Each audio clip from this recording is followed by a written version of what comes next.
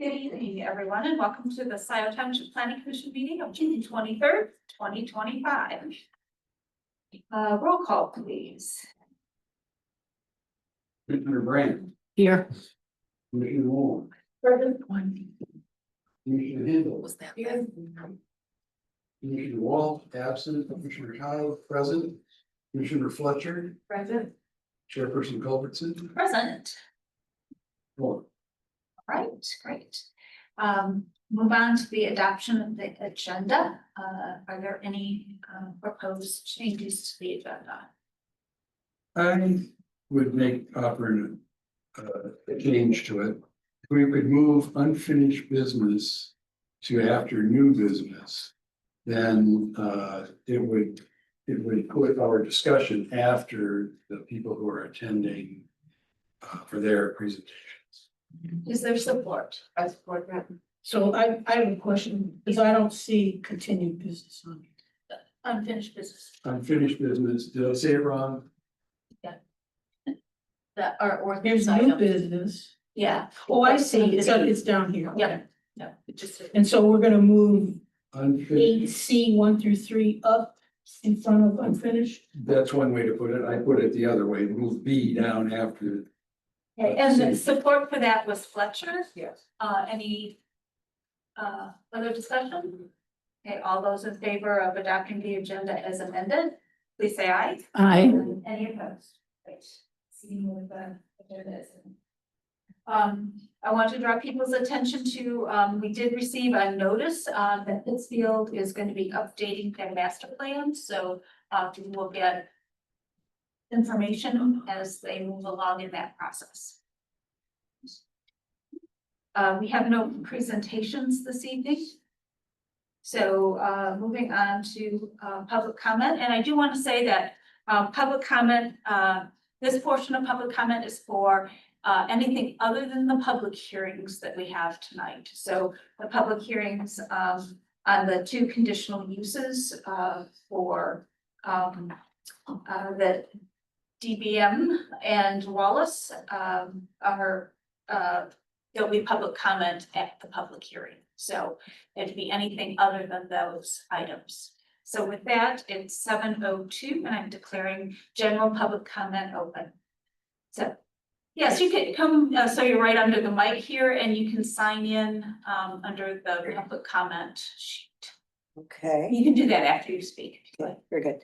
Actually, I'm here to comment on something later on in the agenda, which would be, I understand that you are trying to devise an ordinance so that people can have chickens. And so should I wait until then? You can do it right now. It's the perfect time. You Okay, can do it now, or you can do it at the end. There's another public comment. After our, just at the end of the meeting. well, I'd really very much like to hear what you have to say about it. So I am here to comment on that, but I would like to comment later if that would be fine. You may do both. Could you tell us your name, please? Regina, Regina, Solomon, Salamin. So I'm here basically to inform you that in our neighborhood, we have several people that have kept chickens over the years. And they've had decent sized flocks, and it has been a non-issue. We don't live on huge pieces of property. Our property is a little under 3 acres of land. And I want to thank this committee for trying to preserve some of the ruralness of Scio Township. Thank you. Thank you. Compliance, let me say that I really didn't care about chickens until 5 years ago. And it was then that it came to me, literally, that they're wonderful creatures.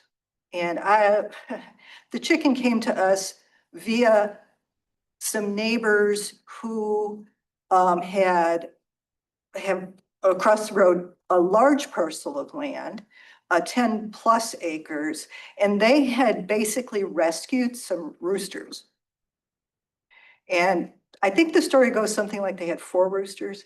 And there was one little pint-sized guy, I kid you not, he's no taller than 12 inches, that decided to come to our property and live on our land, in our rafters, in our barn.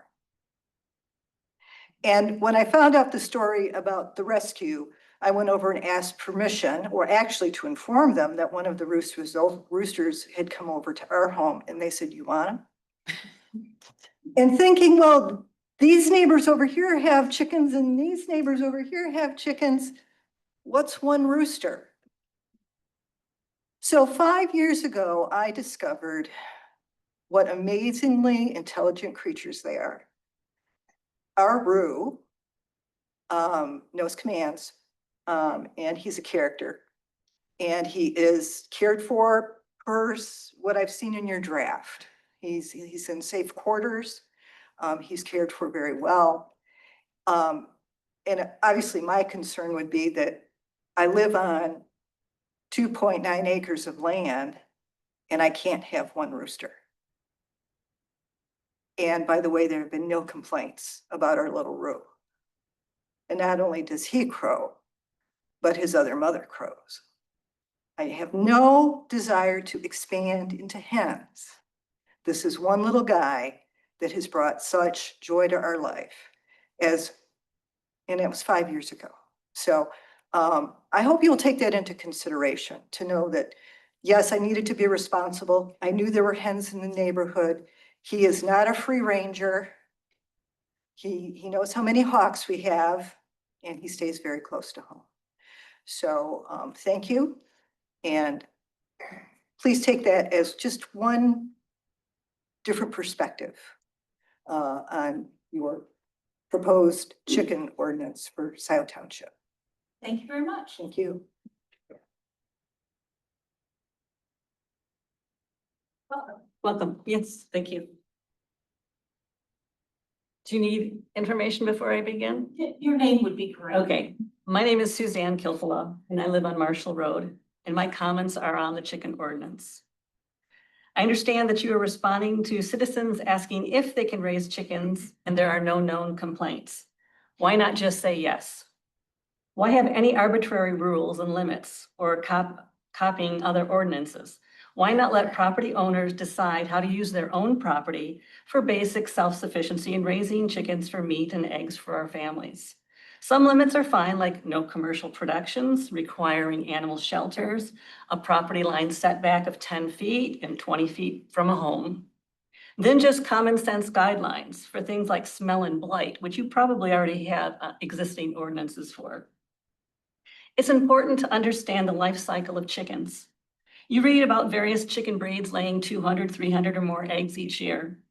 What you might not realize is that the quality of nutrition, length of daylight, temperature, age, health, and other variables widely affect the output of eggs. After their first year, they usually go into an annual molt where they replace some of their feathers. Throughout the duration, 0 eggs are produced because they focus their protein into rebuilding their feathers. Then you have natural deaths, unexpected deaths, and predator deaths, which last year cost me 5 hens to raccoon and 2 to fox. And when you have a predator death, you hope that they don't take your younger or better producing hens. When you replace them, you care for them around 6 months before they lay their first tiny little eggs. I've had chickens die within 2 years and some at 8 and 9 years of age. You really can't plan on eggs after around 3 years consistently. As for roosters, some neighbors don't want the early wake-up call. Perhaps allow immature roosters. Better yet, chicken keepers should ask their neighbors. If there are no complaints, let them live. Roosters are not needed for egg production, but are helpful in flock protection. And again, we are in fact in a rural setting, and country sounds should be expected in agricultural areas.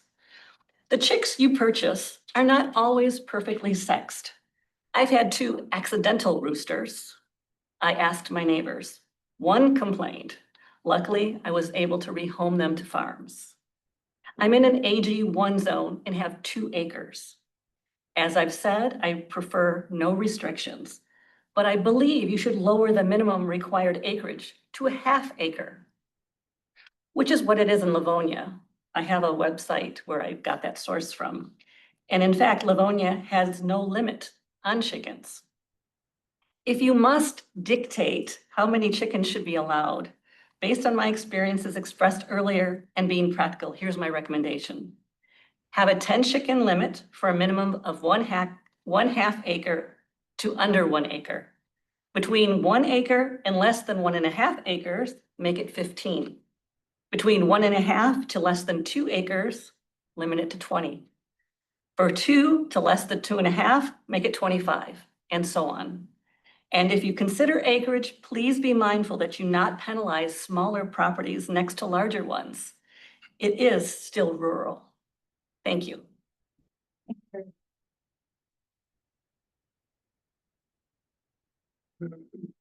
Is there anyone else in Township Hall that would like to participate in our general public comment? Right, if not, we'll go to our folks online. Pam Lloyd. Hi, Pam. Hi, Pam Boyd, a Scio resident. I want to thank those people coming who talked about chickens. Go chickens. My main topic tonight is the backup on 94, in particular Jackson Road.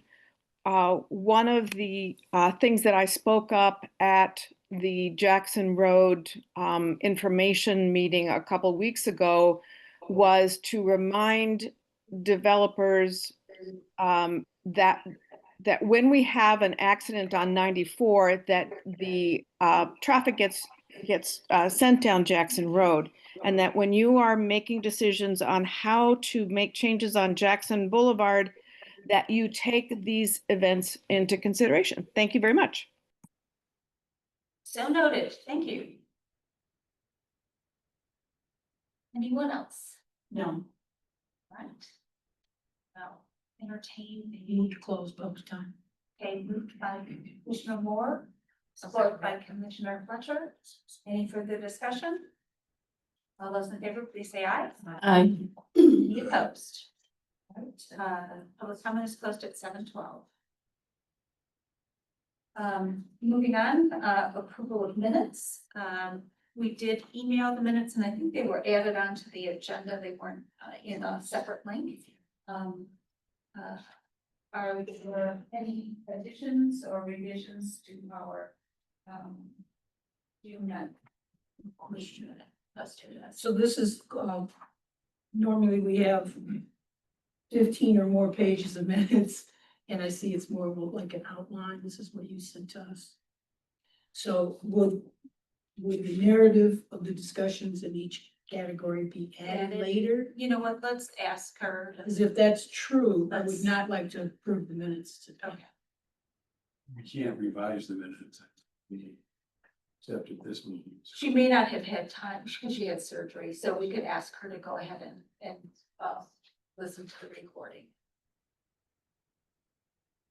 Do the full minutes.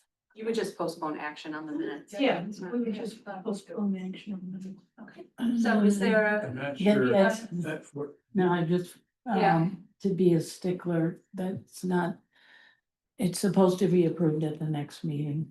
you can only correct it at the next. oh, So Yeah. maybe a stick. I think is how it is. So. So I'm gonna make a motion. I move that we postpone the adoption or lack thereof till our next meeting to allow for time to get a complete set of minutes. Okay, did she have surgery? I have no problem with that, I'm just calling. Calling this doesn't come up but Yeah. normally, so I think it's an extenuating circumstance. Is there? I'll second that. Okay, there's support by Fletcher, it's more. Any further discussion? All those in favor of postponing the approval of the minutes, please say aye. Any Aye. opposed? I'm Right. going to oppose. You can oppose it? Sure. One, in So that's one, opposition. 2, 3. 5 to Five. 1. tied opposition. Okay.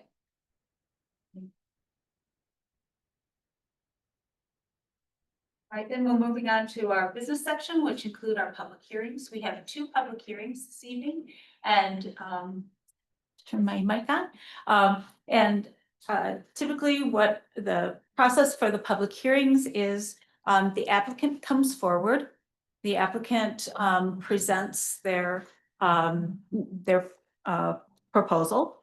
And there are any kind of clarifying questions of back from the planning commission. And then we hear from our planning consultant, our engineering consultant, and then open it up for public comment.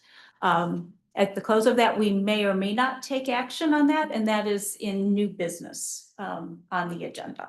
And we'll take the public hearings one at a time.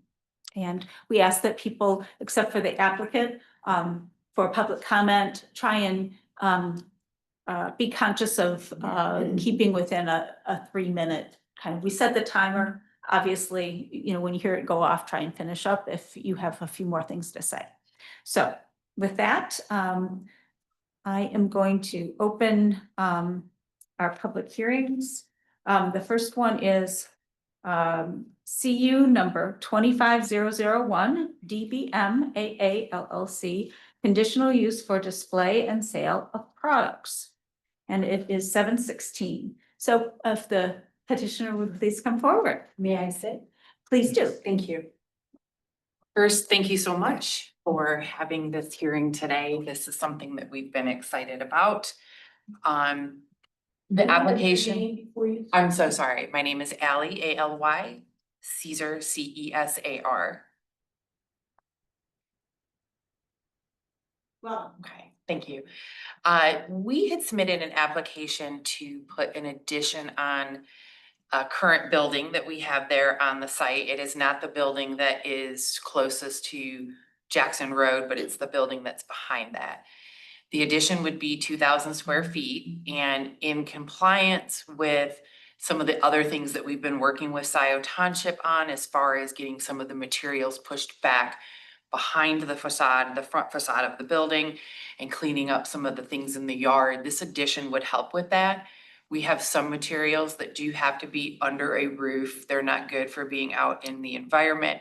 Plus, there's some other materials that would allow us to put in this 2,000 square foot addition. And we did submit plans, and thank you, Laura, so much for everything that you've helped with. We submitted everything. They were approved by OHS, I believe, is that They looked at the conceptual plan. correct?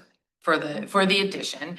And they agreed, they approved that it was all within specs and everything else. So here tonight, hopefully, to get the approval to go ahead with the addition. And while that addition is being done, we do have some other items I know that we need to work on with the township. And I'm here to say that I think we've demonstrated that we are more than willing to do what is necessary.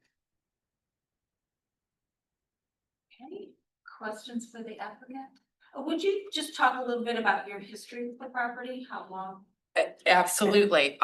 So we purchased, well, I shouldn't say purchased, we bought the LLC that owns the property. So the property itself, I believe, has been there since 1974 when the original conditional use was done. And then we recently, I should say about 6 years, 5 or 6 years ago, took over the ownership and running of that company and the LLC the property that the LLC holds. Of course. So I'm sorry, DBM Ann Arbor LLC is who you are? Yes, Okay. yes, and that is the LLC that holds the actual brick and mortar that is on that property. And your business is called the 8 Point Landscaping? 8 Point Building Supply. 8 Point Building Supply? Yes, ma'am.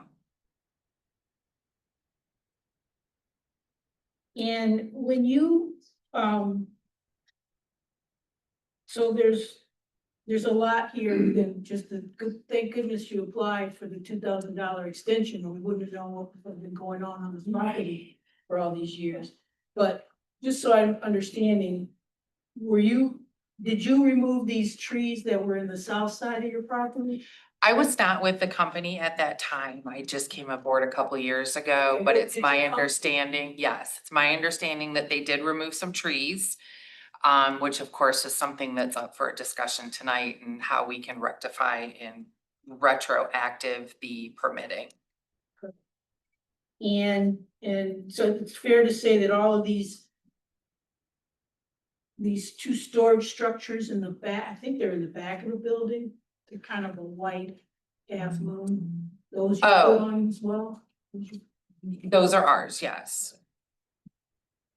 So did you have an opportunity, let me just ask it this way, did you have an opportunity to read the memorandum prepared by Ms. Krebs? Yes, I did. Okay, so you know, okay. Yes, I did. All of those changes that occurred under DVM, yep, DBM, okay. yes.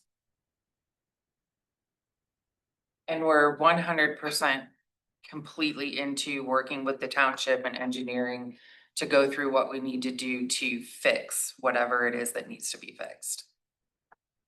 So you're familiar with the complaint that was filed against you? Yes, ma'am. Okay.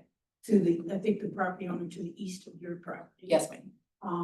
And that property owner indicated in their complaint that they tried to approach you about resolving these issues. I have Not- never not spoken, saying you yeah, own the yeah. property, not- Yeah, and that's hard for me to address because just being there for a couple years, I'm not sure who he spoke with or how that conversation went, but I am more than willing to talk with anybody and work things out that's needed. Yeah, and we'll have time to discuss and do a little bit more. This Sure. would just be, we're trying to just make sure we have the. Of course, Facts. of course. It seemed like you drew a distinction between brick and mortar and 8 Point, the business. Correct, You own, the company owns both. yes. Well, Okay, DBN LLC owns the brick and mortar and then Contractors Outlet owns the business, which so is you 8 Point Building contracted Supply. the business leases from you or, Correct. okay, thank you.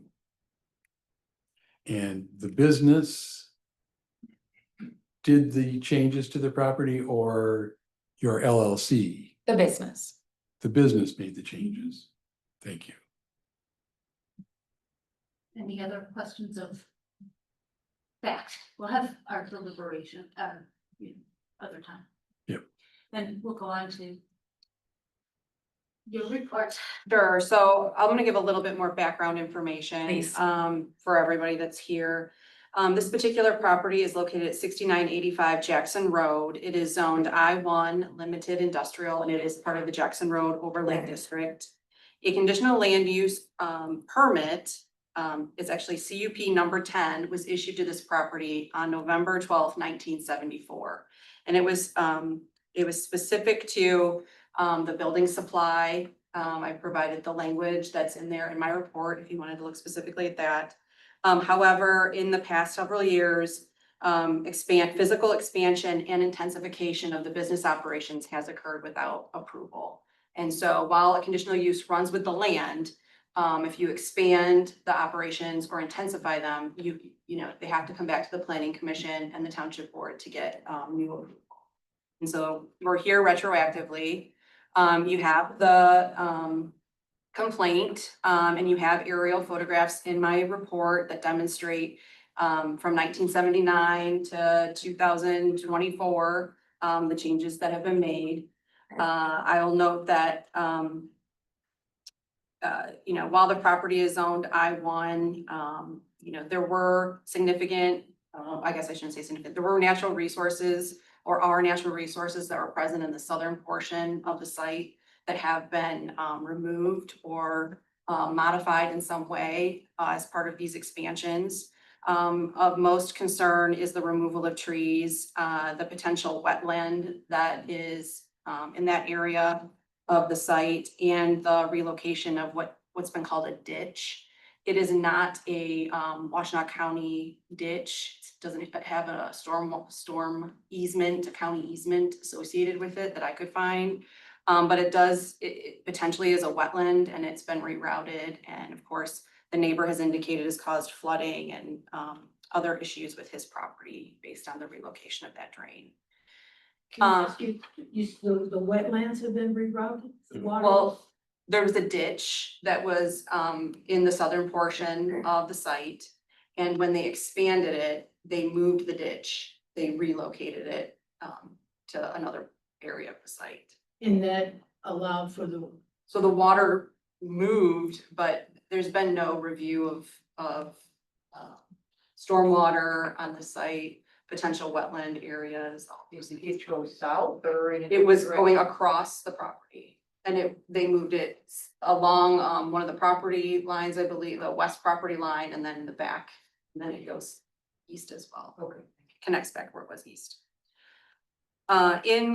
For all conditional land uses, we have to look at the standards of section 36.224, which I provided starting on page 8 of the report. You know, the things that the planning commission and the township board have to consider is whether the expansion of the use is harmonious in accordance with the objectives and regulations of the ordinance, if it's compatible with the natural environment and existing future land uses in the vicinity, whether it can be adequately served by essential services, it's not detrimental, hazardous, or disturbing to existing or future neighboring properties. It won't create additional requirements of public cost, and it's compatible with the master plan. You know, if we were talking about the expansion of this use without the site improvements already completed, I think that's a different conversation.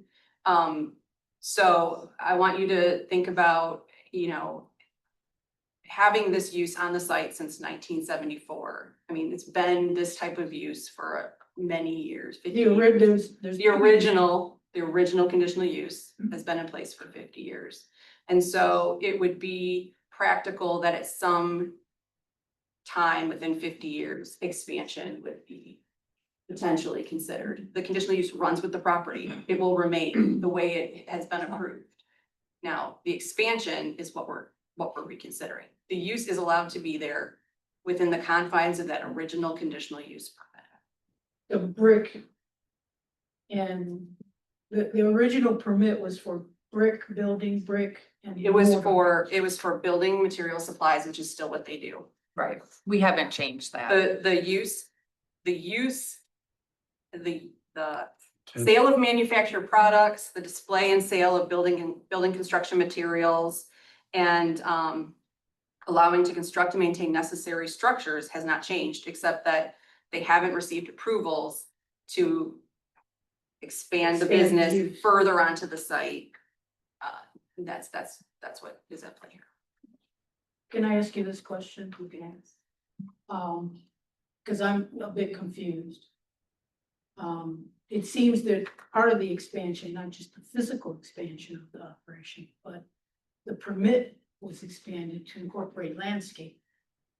Now, we all know that landscaping is a part of building, but not all building materials places have landscape.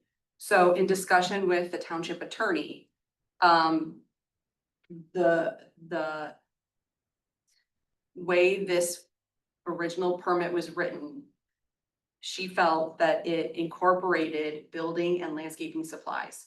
Now, the expansion of having more items, that's different than, I mean, it's all coming, I see where you're coming, it's all together, but it's the expansion of the use that's created the problem. The physical expansion and the intensification of the actual operation. Not the use itself. You don't consider that an expansion, or rather the intensification of the operation.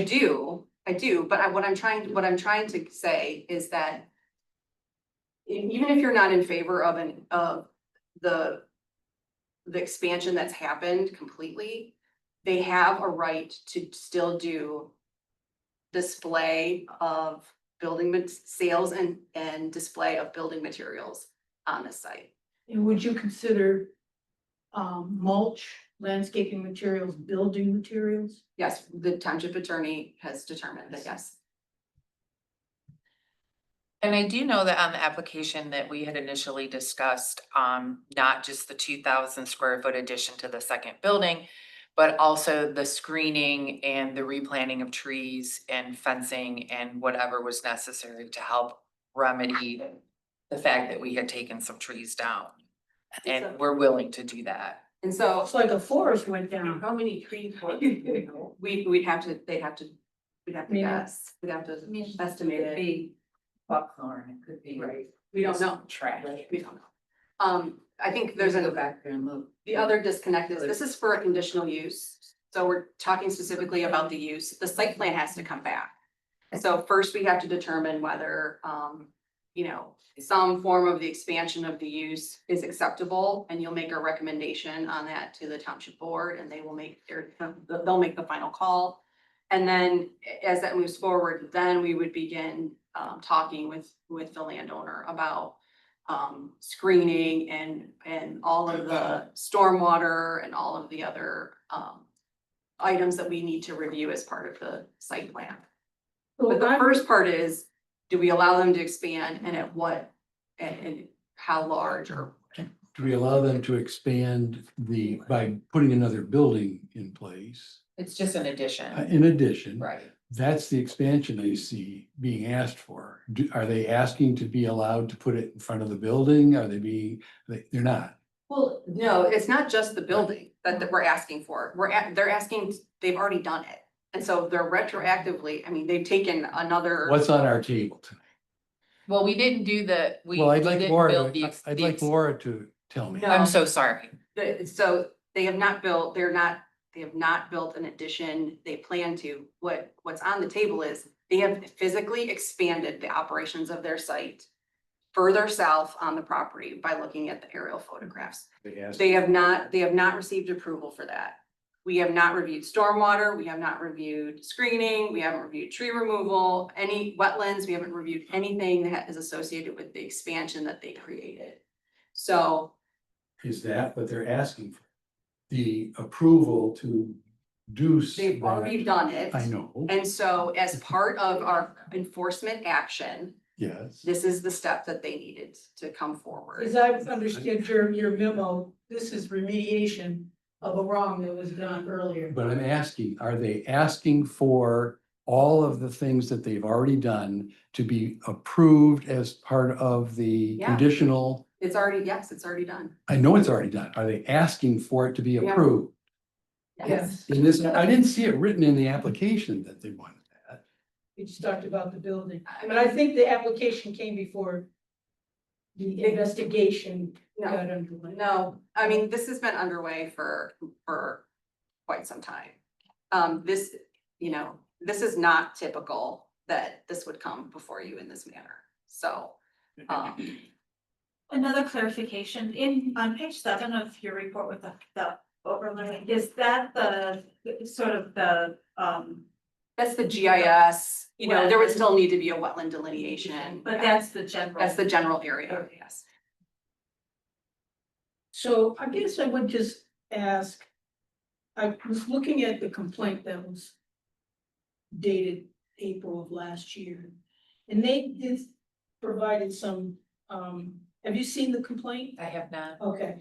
In addition to their remarks, they provided some GPS or Google area Earth images. And I'd just like to bring it down. Of course. And you can look at all of the images if you like. But in particular, I'm just trying to get a feel.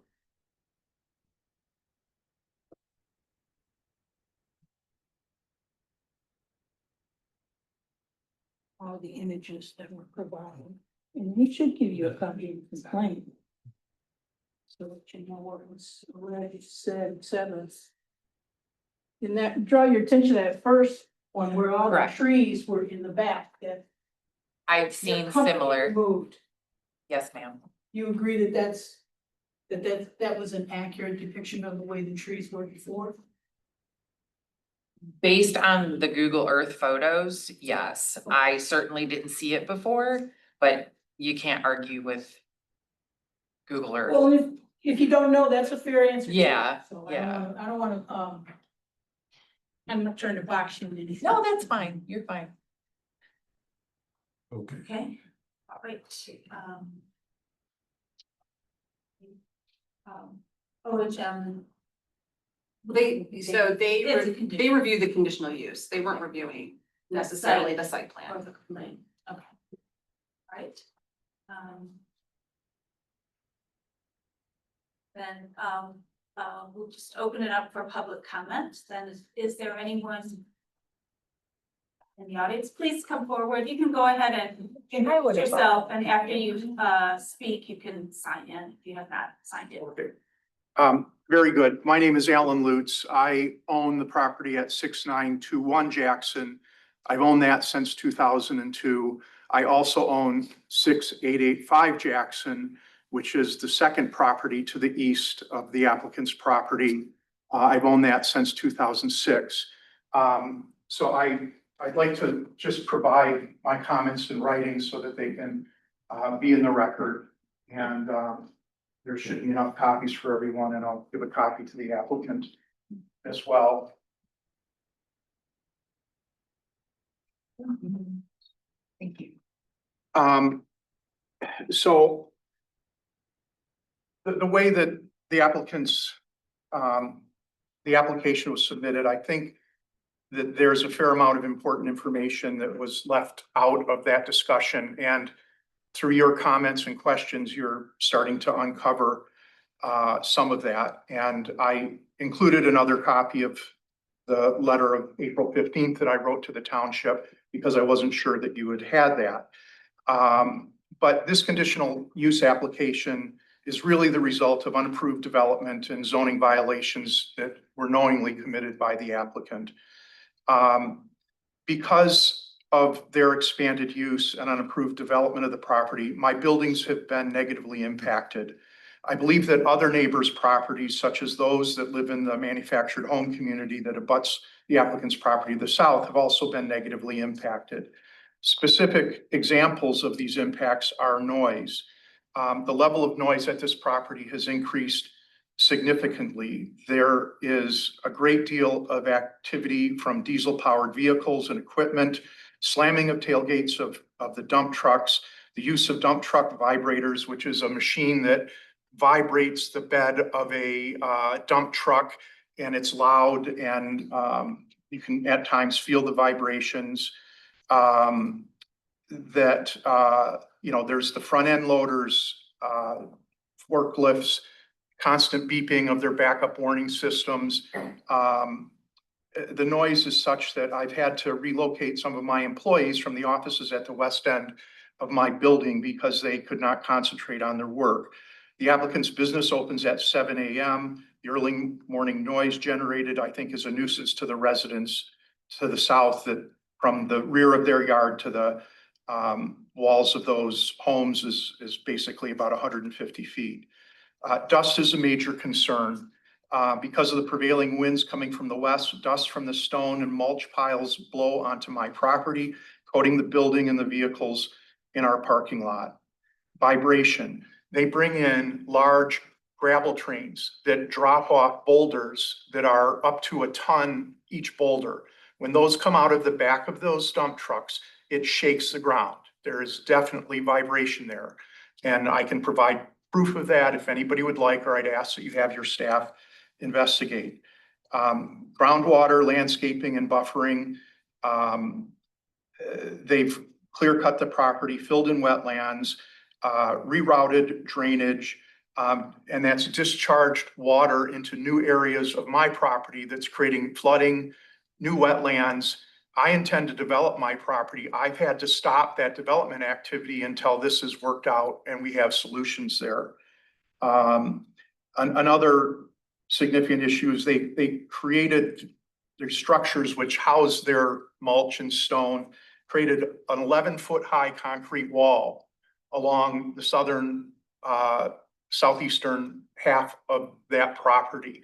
That is a monumental structure that if I develop my property, that is hugely a detraction from any building that I would build there, to have this, 170-foot long, 11-foot high concrete wall there, no buffering, nothing. And then road debris is another problem. Almost all the traffic area of their property is gravel. Okay, every time it rains, all of this heavy equipment drags gravel out onto Jackson Road. And if you look at it, you'll see the pattern of the gravel goes from their driveway, east in front of my driveway, east in front of my building, and then tapers off. Okay. Additionally, with their operations, some of their customers are bringing in trailers and vehicles and not securing their loads. And this gravel is being deposited onto the road. And I think there needs to be some precaution, limits, cleaning plans, something related to the use that addresses those issues with the gravel. So I'm asking that these conditions be addressed through the process of updating the property's conditional use and site plan. The conditional use approved in 1974 is vague and ambiguous. You've already noticed, what does the term building supplies mean? Okay, I'm asking that that be clearly identified in this conditional use permit about what is allowed and what is not. Township attorney feels that building supplies includes boulders and mulch. My attorney differs. Okay, I don't want to litigate that. I'd rather work this out amicably and try to come up with something that allows this applicant to continue their business, to be successful, but to operate within the bounds of the zoning. And so these are important points on page 2. Specific areas that should be addressed in the approval of conditional use should precisely define the limits within the I-1 zoning. A bigger issue here related to use or the conditional use permit, is the way that they are using the property exceeds what is allowed in the I-1 zoning. Okay, where does I-1 zoning use and intensity end? And where does I-2 and I-3 begin? Because it's clear to me that they're exceeding what's allowed in the letter of the intent of I-1 zoning. I'm just gonna ask you to kind of finish up, if you could. Okay, my comments are here in writing, but very specifically, if you refer to the ordinance, it talks about the density and intensity of use. And it says that this should be low density development with spacious yards. Okay, the use as it is set up currently is not low density, is not spacious. The zoning ordinance says there should be a limitation on noise and dust. I've already spoke to that. The intensity of the use of delivery vehicles and loading equipment. There are a half a dozen dump trucks and gravel trains, 2 front end loaders, multiple forklifts that are operating on this property. This is operating at the intensity of a trucking facility, which is not allowed in I-1. Okay, so the intensity of the use is exceeding the zoning, and I'm asking that that be defined and clearly described so that they can operate within the zoning and that the intensity stays at a level as permitted in the I-1 zoning. Thank you. This is cool. I'm just curious where his what does your 6921 business, what is that? It's a multi-tenant building. So I own 2 businesses. One's called Alpha Design Build, which is a contractor building. I own a property management company, which is an office use. There's 2 other suites there. So 6921 is an office building? Office building with an approved conditional use for contractor storage, and 6885, what's that? that is a commercially zoned building with 2 tenants. One tenant is a dance studio. The other suite is currently vacant, but it was a dog grooming operation. So that's office as well. Office, commercial use, retail, yeah. Thank you. Thank you. Is there anyone else in Township Hall that would like to address the planning commission on this additional use? All right, we'll go online. No.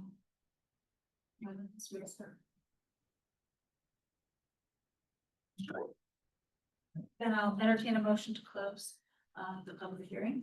Move to close public hearing regarding DMB Ann Arbor LLC, also known as That's fine. I think we got it. Okay. Is there support? second. Support by Commissioner Hindle or Hindle.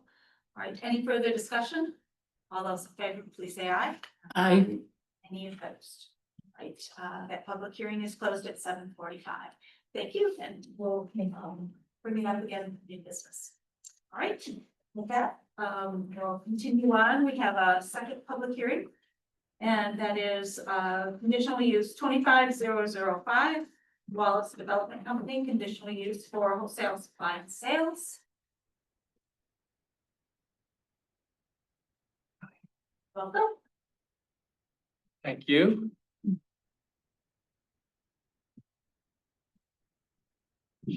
Should I start? please. Okay, my name is Scott Monzel and I'm an attorney, address 301 North Main Street, Ann Arbor. With me is Miles O'Brien, who's the applicant. And in essence, Miles is at Dexter High School. Are you gonna be a junior? Senior. Okay, he's Yep, gonna be a this senior. fall. He started a landscaping business 2 years back. It's been very successful and he's identified a particular market for preparing and delivering firewood to people to use in their home fireplaces. And so he began his operation of basically splitting larger logs for firewood. He did not know that it was not a permitted use at this particular property. And so the township made us aware of that. And so he and his dad have been acting to address that situation and obtain the appropriate township approvals. The site is in between the A&W and Mark's Auto Repair on Dexter Chelsea Road. And there is no zoning category in the township that would allow a firewood type processing operation.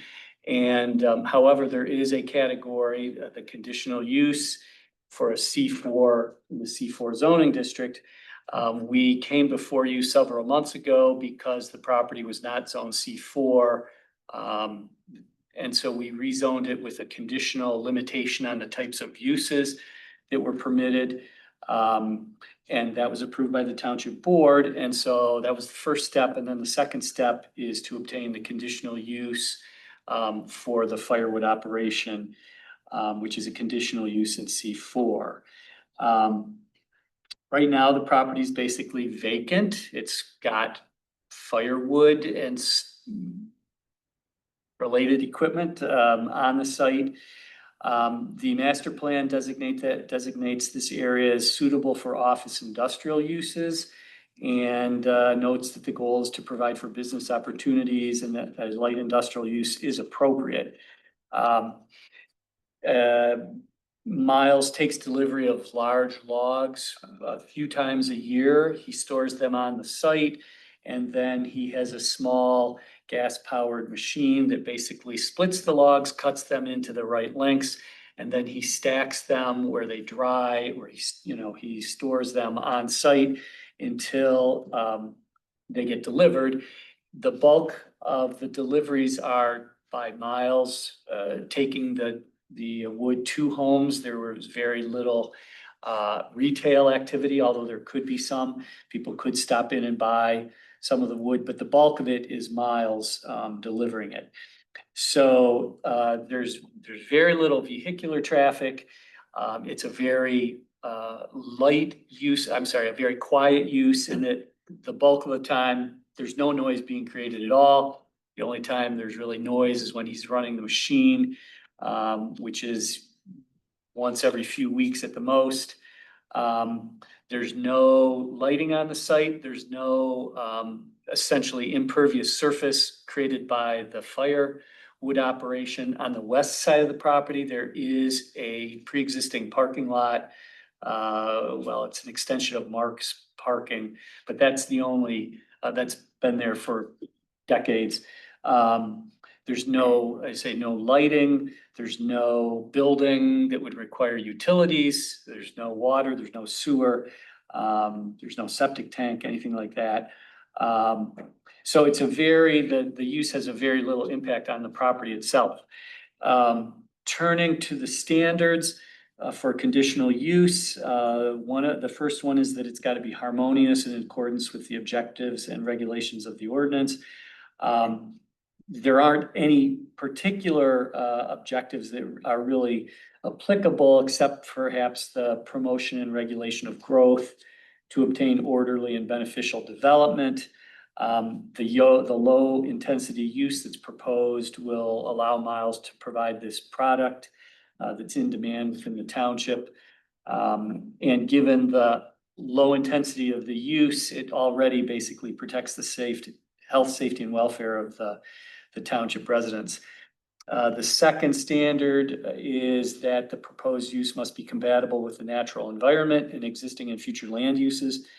Again, there's very little impact by his operations on the natural environment. And given the quiet nature and the low intensity of the use, we believe that it is compatible with the existing and future land uses of the area. The third category is the proposed use must be adequately served by public facilities. His use does not require any public facilities, and so we meet that criteria. The fourth one is that the proposed use not be detrimental, hazardous, or disturbing to the existing or future uses.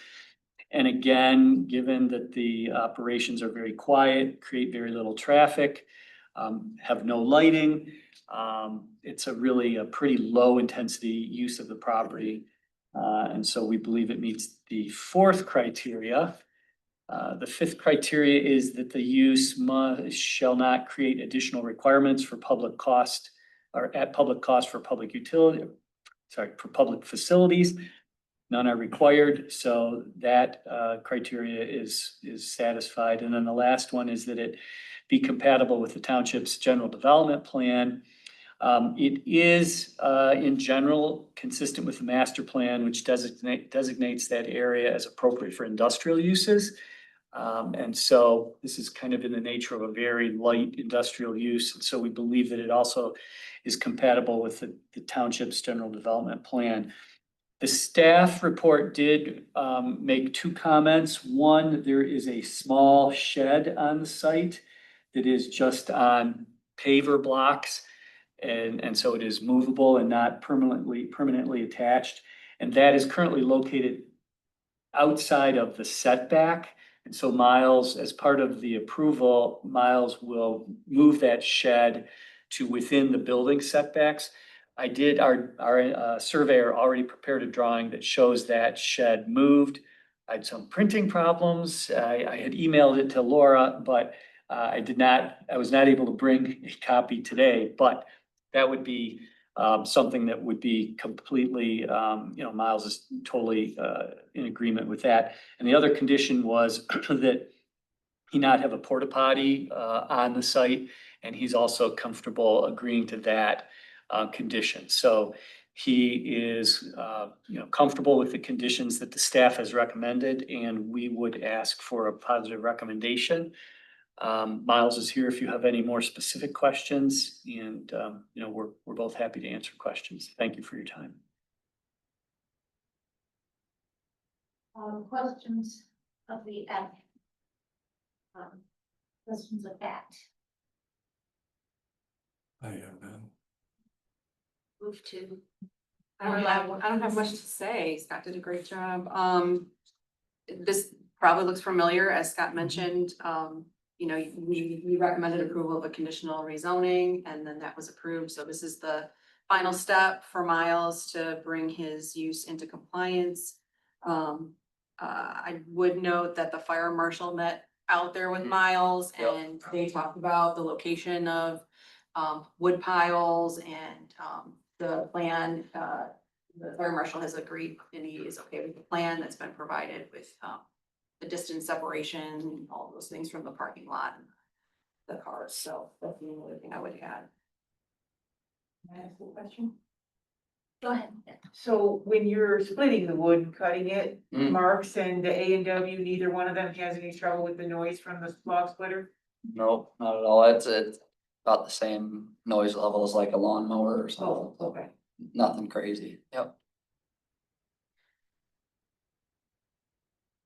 I don't see like any hours of operation or anything like that included. Oftentimes with conditional uses, I'm just thinking about the very big ones we've approved in the past and, I'm thinking of hours of operation, maybe volume of logs, knowing that things expand, there was the discussion of, if it won't be, if somebody might come, by on site, well, how do we, sort of make some parameters that are easy to understand, so, what the expectations are, if someone else, starts more of a commercial operation on the site, there's a clear definition about, what is approved in the conditional use. That would be my, that's sort of, comment, yeah. Alright. But you can think about that, because we'll deliberate after this, but, I just wanted to, because you can see as the hearing that was before you, how sometimes if someone else takes over a site and, they can expand things, and especially when things are not clear Right. what the expectations are. We can chat about it, but I would note that, the conditional use that you are approving, there is a drawing. And so if somebody came and wanted to, for instance, put a building on there, that would be an expansion. I'm just thinking of additional log piles, all of a sudden, a sign goes up saying, this is how much the, log, come get your logs here, and, you start a retail operation, it's very successful, things kind of start snowballing, so give some thought to that, as we'll come back to some deliberation. Okay, thank you. Can I ask a question? So I thought we talked about the time of operation when we were here before. Hi, how are you, Mr. O'Brien? I can I'm see you again. doing well, how are you? I'm good. Good. And I thought last time in our hearing, meeting, whatever we had, Mhm. time of operation, so I think that's a good idea, because if you're gonna be, I wonder if 9 to 5, 9 to 6, Monday through Friday, or how that's gonna, think about Yeah, what would work okay. for your business. So you have some time before we get to the deliberation. Thank you. Thank you. Alright, then I think we can, open up, you had a question. I had a question for Laura. Setbacks, is that for structures only? Yes, permanent structure. Okay, not fencing. Nope. Not log piles. Thank you.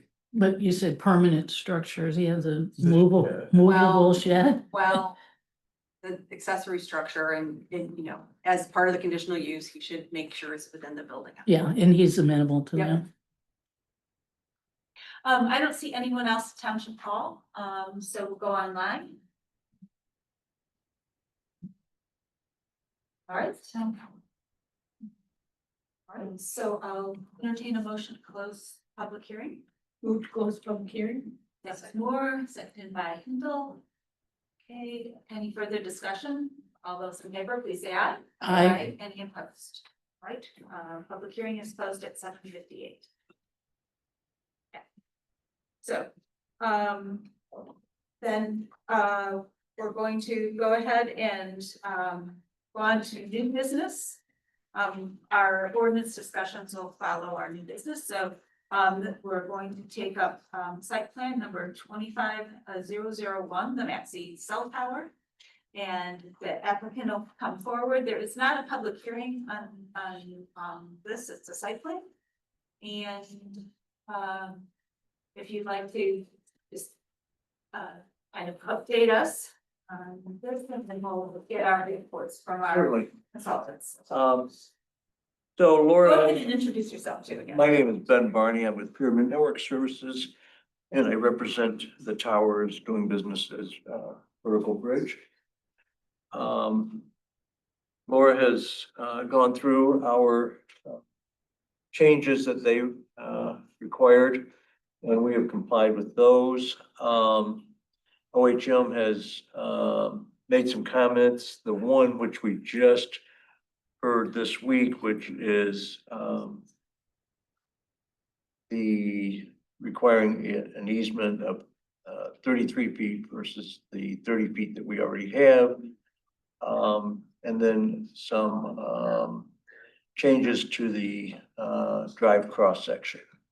Other than that, I believe that we made all the changes that have been requested by both OHM and Carlisle Workman.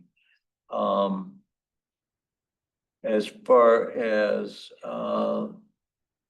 the easement that needs to be 33 feet wide, we have an easement already on that property of 30 feet. And that's on Dr. Maxey's property. We have a larger easement on the parcel that we use off of Delhi to go into the property. So we're really only talking 33 versus 30 on Dr. Maxey's property.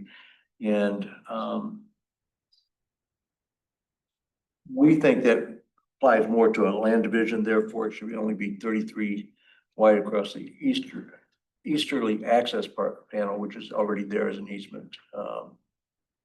We think the ruling or the that they're applying that incorrectly to our particular situation. As far as the drive cross section, we will change the plan from 10 feet of gravel and 3 feet below that to 7 and 6, coming into the request by OHM to meet that particular section. So we would change it from 10.3 to 7.6 as far as the amount of gravel on that. Other than that, we're asking for the approval of the site plan as presented.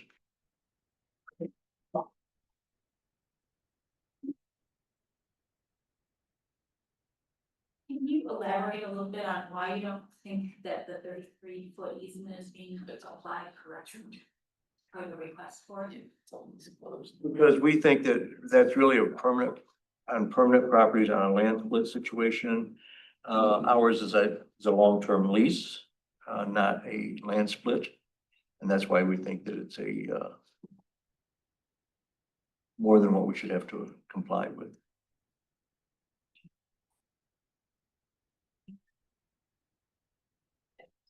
Any other questions of that of the applicant? We'll have time to. Discussion, right? I have a question about the easement to Dr. Maxey's property. You're saying you're not using that easement for the tower, correct? No, so we're coming off of Delhi, Right? off of one property and going on to Dr. Max's property. Oh, okay, I get it now. The property that comes in off of West Delhi, Dr. Maxey has an easement wider than the 33 feet. When we hit Dr. Maxey's, our standard easement, if you will, for ingress and egress and utilities is 30 feet.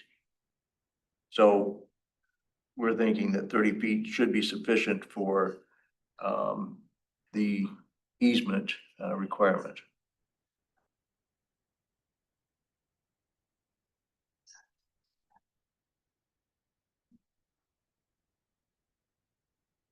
Laura, do you want to go ahead with your review and maybe comment a little bit on that easement? I'm gonna let Stacy. Stacy do that, But, okay. so this is the site plan for the Towers LLC, the Maxey Cosmetics property, it's 62 acres vacant parcel located west of West Delhi Road and east of the Huron River. It is zoned agriculture. Cell towers are conditional use in the A1 district.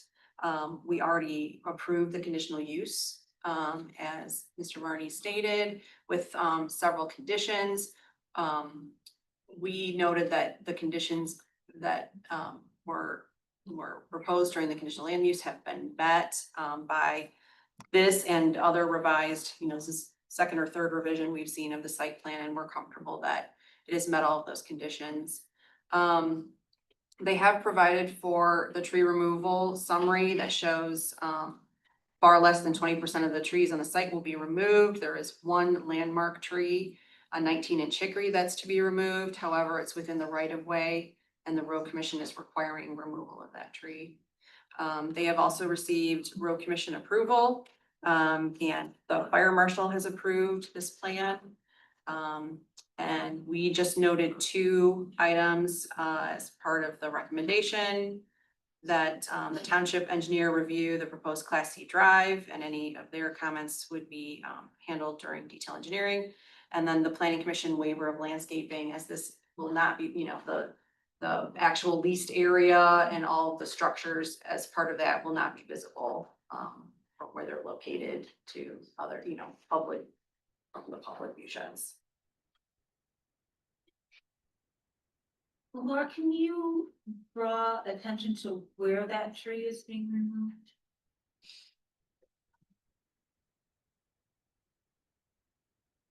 Why don't you talk to Stacy and I'll see.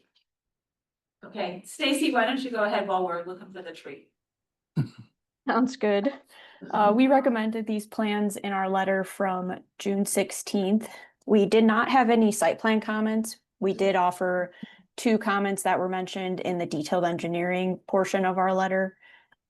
For the easement width and the cross section. Those were just made based on the township's private road standards. So I agree that this use is unique to those standards, given that it's different than multifamily housing developments that require the private road. The 30-foot width that they're proposing, I think, is only a portion of the driveway. So I don't see any major issues reducing it, but I would defer to the commissioners for their input regarding that item.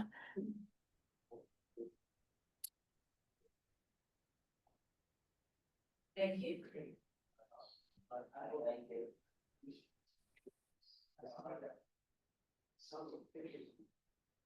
So there's a tree legend on sheet 5. It's showing the grading at West Delhi Road, and then there's a right, It's Been set, and I'm just not seeing it. driveway approach detail Mhm. on oh, I got it. sheet 3 of 8. I'm not really seeing exactly where the tree is. It's marked 19, in 1910? Yeah, and with an X through it, right along the tree line. I think right there. Mm-hmm.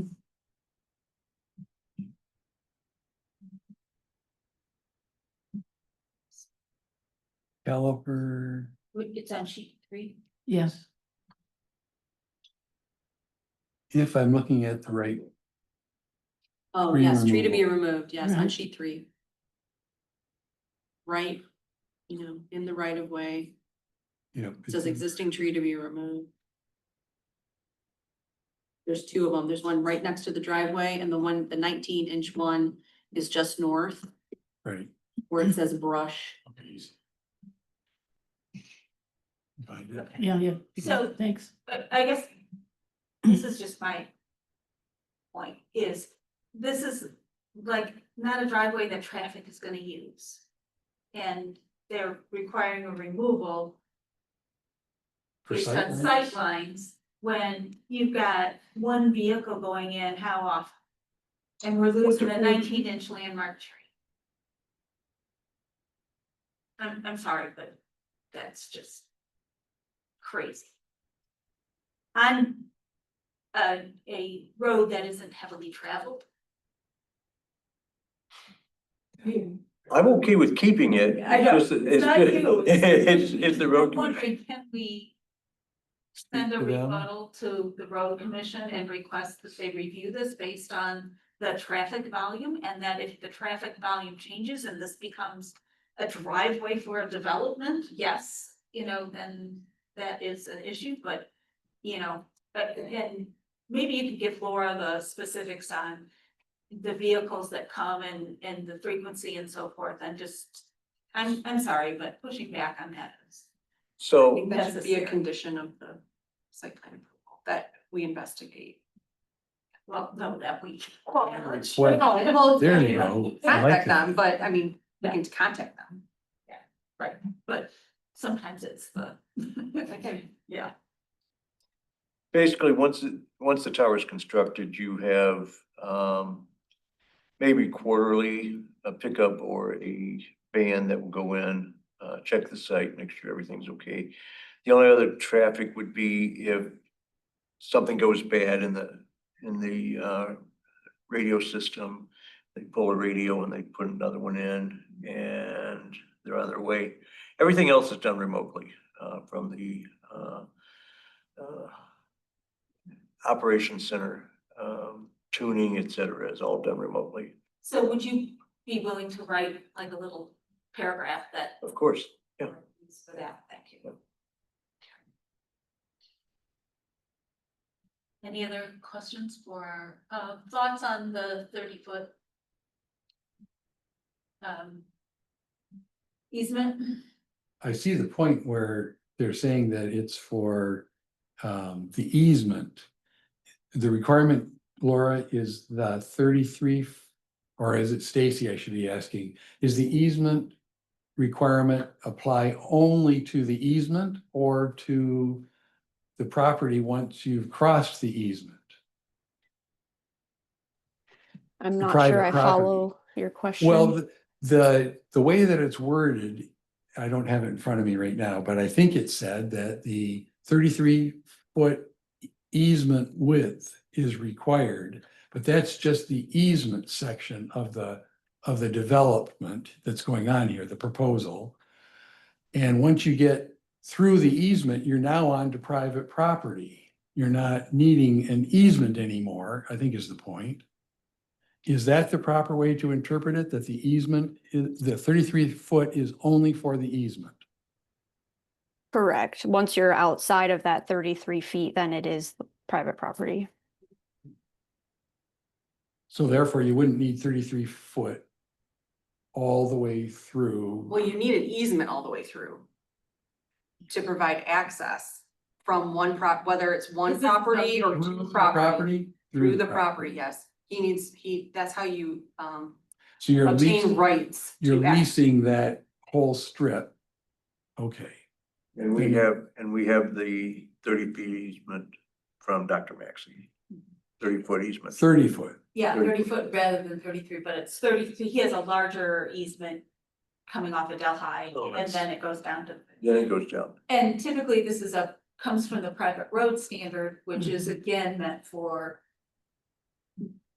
Ditching. and more in utilities and. Well, for more traveling, Yeah. more vehicle trips.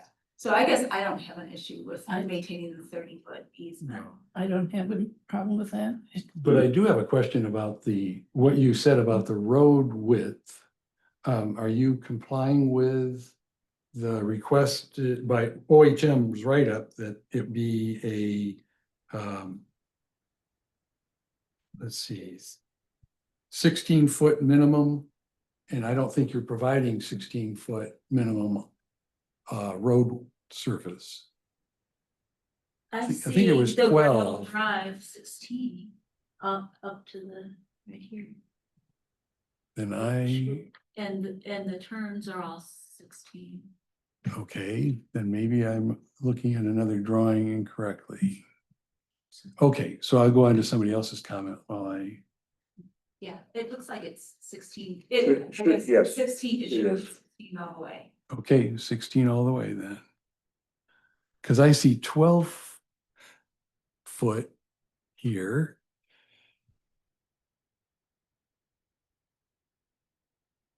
And Yes. yeah, after the turn, Is it a 12-foot radius? is The it? radius to Is that a basement. radius? Okay, it looked like a straightaway. Okay, I see the R now. There is an R. Good, 16-foot all the way.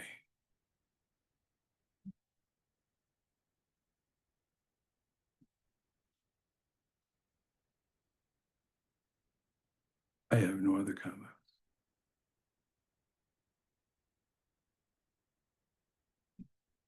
Then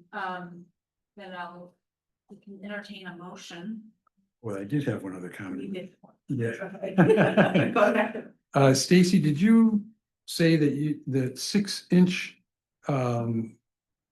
depth of the roadway was needed, and I think I see 3-inch overlay.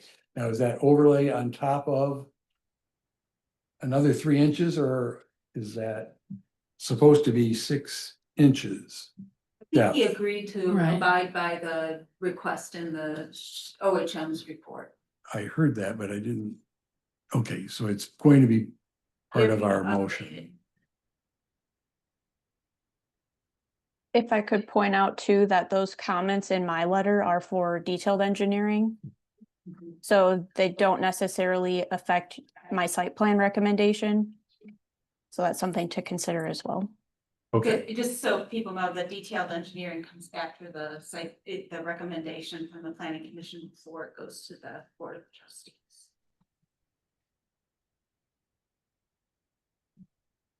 So we want to take a stab at the motion?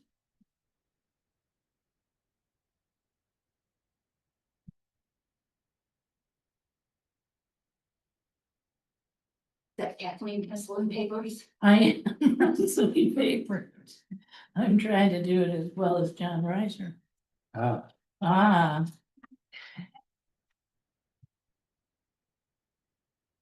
Okay, I can make this motion. Based upon the information received from the applicant and reflected in minutes of this meeting, the planning commission finds that site plan number 25001 Maxi Cell Tower meets the required standards and findings for site plan approval pursuant to section 36-180 of the zoning ordinance and recommends approval. We have to do the conditions. Is this where we're talking about the 30-foot easement? well, or- I can just say that. The concerns noted in the township plan. Oh, continue reviewed reading. it. Yeah, and then we should say that we recommend Challenging. well, accepting the 30-foot, the existing for the proposed 30-foot easement. And in lieu of 33 feet, and then the Washington County Road Commission.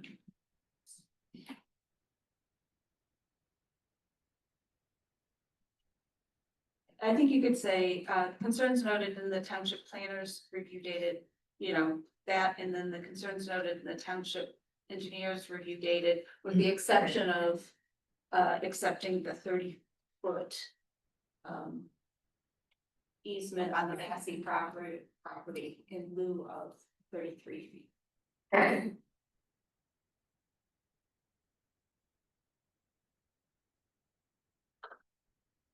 So, okay, and then the request to contact the Washington County Road Commission to challenge the removal of the 19. landmark 19-inch degree based on the limited traffic to the site.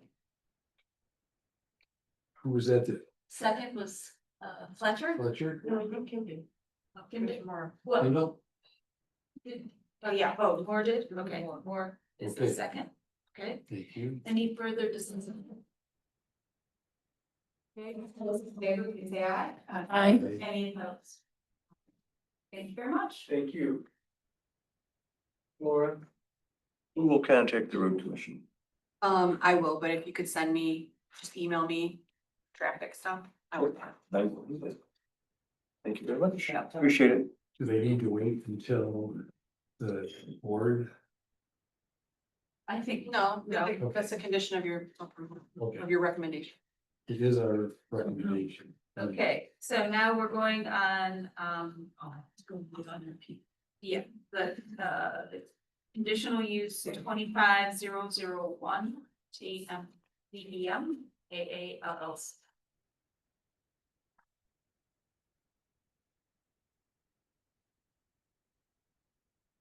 Laura, I have a question. If the conditional use is, recommended, not to be expanded, what, and the BOT agrees, what happens? So they will have to undo some of what they did, it will likely go forward. Is likely what would happen. I mean, it's already done. And so we're trying to find a way that, they could, become compatible. And we can't get to compatibility until we get past the conditional use expansion and what the township would allow to be expanded. Because we can't get to site plan until after that point. Then it's the site plan part that's critical, with the removal of the trees and the stormwater and the wetlands. And so I'm struggling with that part too.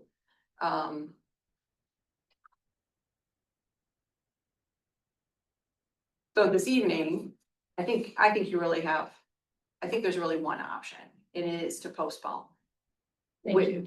But with the caveat that you provide some specific items that you want the applicant to consider and come back with some limitations they are willing to place as part of the expanded use to bring it back a little bit, right? That would be my recommendation. And can you talk a little bit about the, sort of the discussion about the heavy equipment use? An I1 versus I2 and that intensity of, Use. Well, I think Mr. Lutz has a great point. I mean, without, doing this retroactively is just, it's just not meant, this isn't meant to be done this way. And so, we really need more information about their operations, what they, how many trucks, what kind of trucks. I mean, none of that was provided as part of the submittal. So maybe that's part of the additional information we need to determine what level of intensity we're comfortable with on this site. can you talk a little bit more from a zoning standpoint? Yes. Would be, let's say if they came in, Well, conditional uses are on a case by case basis. And so without knowing, it's difficult to talk about in theory. Without knowing, I don't know how many gravel trains they have. I don't know what their capacity for trucks is. I know that they have a ton of material out there. But I don't know really the intensity of their operation. I know it's more intense than what it's for, but I don't know what that means because we haven't been provided any of that. And then the wetlands delineation, I mean, basically, that's already been done. So It's already gone. And so there would be no, how do you Remediation. reactively permit it or what, I'm just, I have this, well. you can we could. reconstruct the wetland, I suppose. Sure. How does the property owner get rid of the wetlands pursuant to our wetlands? And that's okay with our attorney? No, none of this is okay with the attorney. That's why we're here. I mean, they expanded without approvals. And so And we're trying to don't retroactively. take this personally, okay? I'm not, ma'am.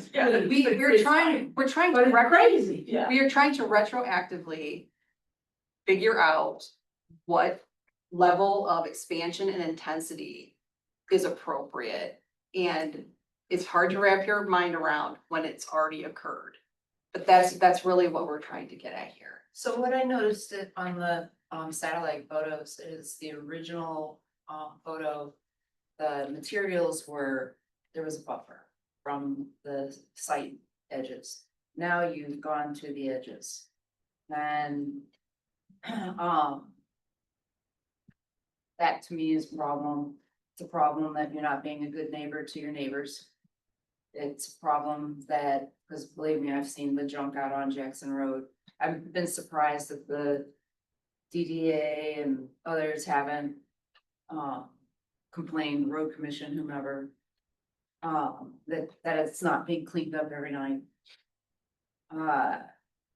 I definitely have sympathy for the trucks, but I've also purchased from you all. So I appreciate that you've expanded and that your product is a great product for people. So there's sort of you got a fine line here right now. We like your business here, but we need you to behave better. I mean, quite honestly. It's the only way to put it, you know, just doing things without approval is. Of course, and in hindsight, it wasn't a very good decision, and I think everybody is aware of that now. So. And that's why we want to rectify it. Yeah, so maybe we need to really kind of sit back and do plans that would be, you know, amenable or agreeable by your neighbor, by us, by our planners, et cetera. Sure. And something that would really look good there too, because that area is, Prime real estate. on yeah, that it is prime real estate. It's a lot different than what it used to be in 97. I mean, in Right, 79. 79. Is it okay that I talk? I'm sorry, I'm just jumping in. Do I have a moment? Okay. So the supplies that we sell are vastly the same as the supplies that were sold before, previous to the new business being there. It's about 90% the same. Do we have more than Best Block did at that time? Yes, definitely, because, well, we've kind of become a staple for the Ann Arbor, Chelsea, Dexter area. People love us. And we've met their demand by bringing more product onto the site. But In the hindsight, site might not be. able to handle absolutely, it. absolutely, and That's the that's problem. why I'm here to say that we are more than willing to work with, and honestly, had I been around when he came forward, I don't think this discussion would be taking place. I would have dealt with him very differently, and I wish that I would have had that opportunity. So I think that whatever you guys decide, if you need us to do some additional plans or try to come up with, we did do a survey and we did discover that there's about 33 feet on the east side going towards his property that is ours, that is on the other side of our fence. We will plant trees, we will put a new ditch, we will do whatever is necessary to help blanket his property, try to cut down on the noise and be the good neighbor. And that's why I'm here. See, I'm not even sure that, I mean, you could get a wetland permit to do this much destruction to a wetland. Right. I mean, being realistic, I'm not sure you could even develop, you know, that portion of the site, period. Unfortunately, I don't think anybody even knew it was a wetland. Because Yes. there was not a permit that was pulled. That's, I think, where we're at, is we're past the point of asking for permission. So now we're looking for forgiveness and. Right, right. What is one thing, yeah. Talk to them about with the noise and the dirt and everything. I live on Z Road. We've had gravel trucks running the whole 50 years we've lived there. And I work from home. I can't hear to get my own work done. I know what you're talking about. So I feel for you with your business, but I understand where you're coming from too. It's a problem.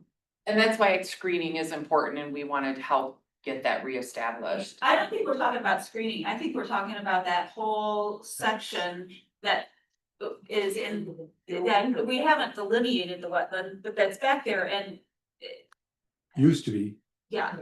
now And it's so I'm gravel. wondering if we need to have, maybe designate a couple of planning commissioners to meet with you and the neighbor, I think, and have a discussion about, you know, what the business is. I think it's, I would say, my personal opinion is, I would not be comfortable doing the conditional use just to approve what you're currently doing. Or probably even the extent of what you've, on the site, that there's gotta be some site restoration done. So And would it be appropriate to have a, environmental assessment done? I mean, you can't be dumping your water onto his property so that it's impacted his property. Or child. Oh, fair enough, absolutely. You know, so there needs to be a remedy here for him Yes. and for his parcel. But That's why we look forward to working with the city engineering so that we can discover where that can be put. But see, what Laura's saying we have to do first is approve a conditional, the Or change. expansion of the, but we have to get to. You have to what get that to a looks like. point where everyone understands what, it probably isn't gonna look like like what's out there. So, you know, everyone has to be comfortable with what that result will be. So I think it's something that needs some negotiation and discussion, and so maybe I'm asking for maybe a couple of volunteers from the planning commission that would sit down and would include the neighbor and the current resident and come up with, you know, to better understand, you know, how it's working, what the parameters are, and if there is a description of a conditional use that has detail to it that you could live with. Sure. I think before having that meeting though, Yeah. I think there are some things that we should ask. Okay, that's great. Yeah. I would ask for a narrative of the use, specifically exactly what occurs out there, the hours of operation, how many trucks, how many employees. The type of material, you know, the materials that come in daily, you know, those types of things, what comes and goes on a daily basis. I also think it's important to understand, under the original permit, there was no display supposed to be in front of the front building line. I think that's in our current ordinance as well. I think there has to be a site plan. I know you have a survey, but I think you need a site plan from a civil engineer that demonstrates, where, you know, yeah, you need actual site plan that, and it can be conceptual, you know, but we need to see a layout of where things are actually gonna go and where the expansion of that building is gonna go.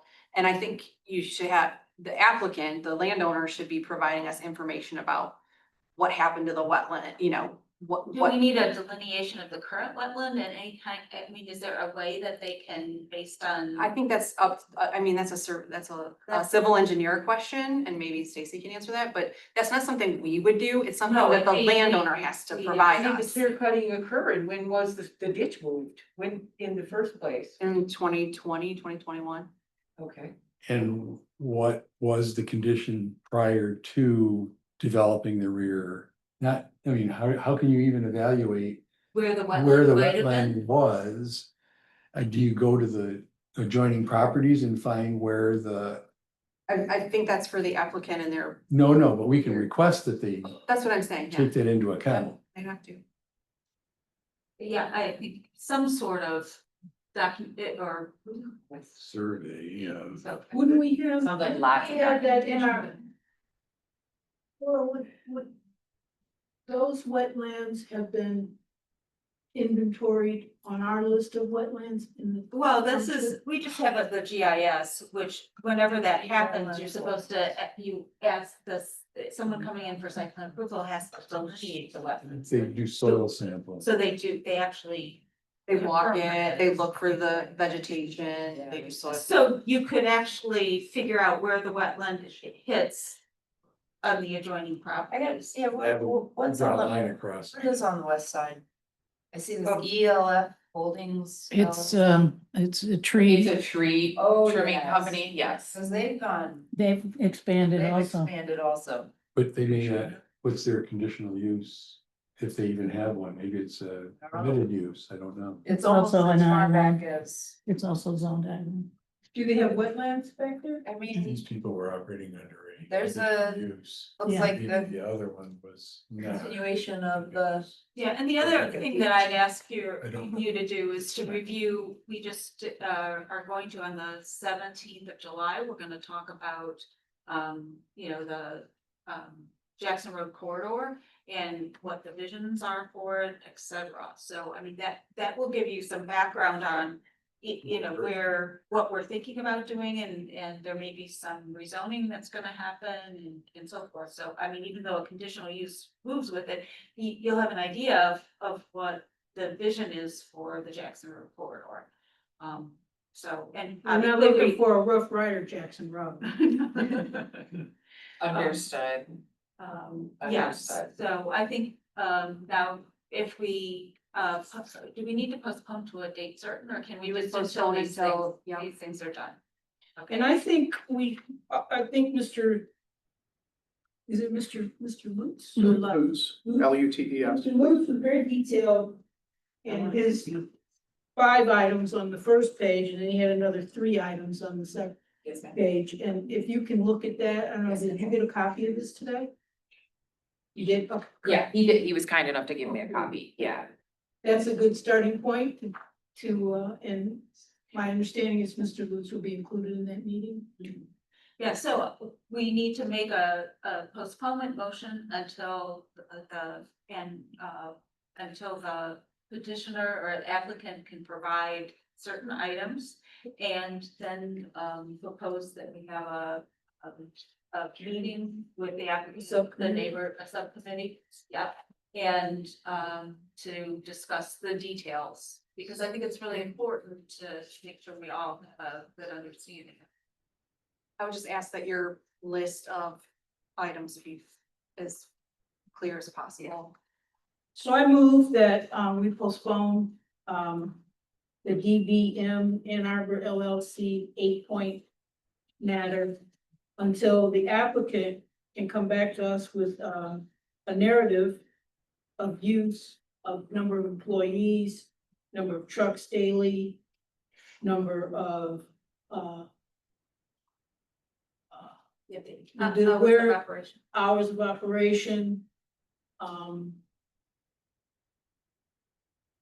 where the displays would be removed and not in front of the building, outside of in front of the building, a site plan from a civil engineer,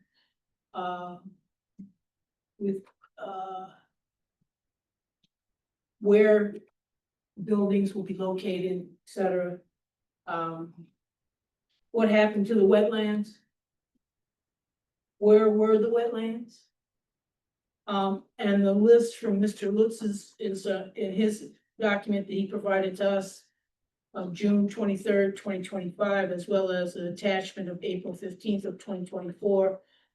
First page is a list of problems that have been problematic for his property, 1 through 5 on the first page of his letter of June 23rd. You're asking them to address those. That's correct, as well as the second page of that document, A, B, and C, that talks about some of the intensity. I mean, he questions whether or not your operation of intensity is appropriate for that. So I suppose you'll need to respond to that, but anyway.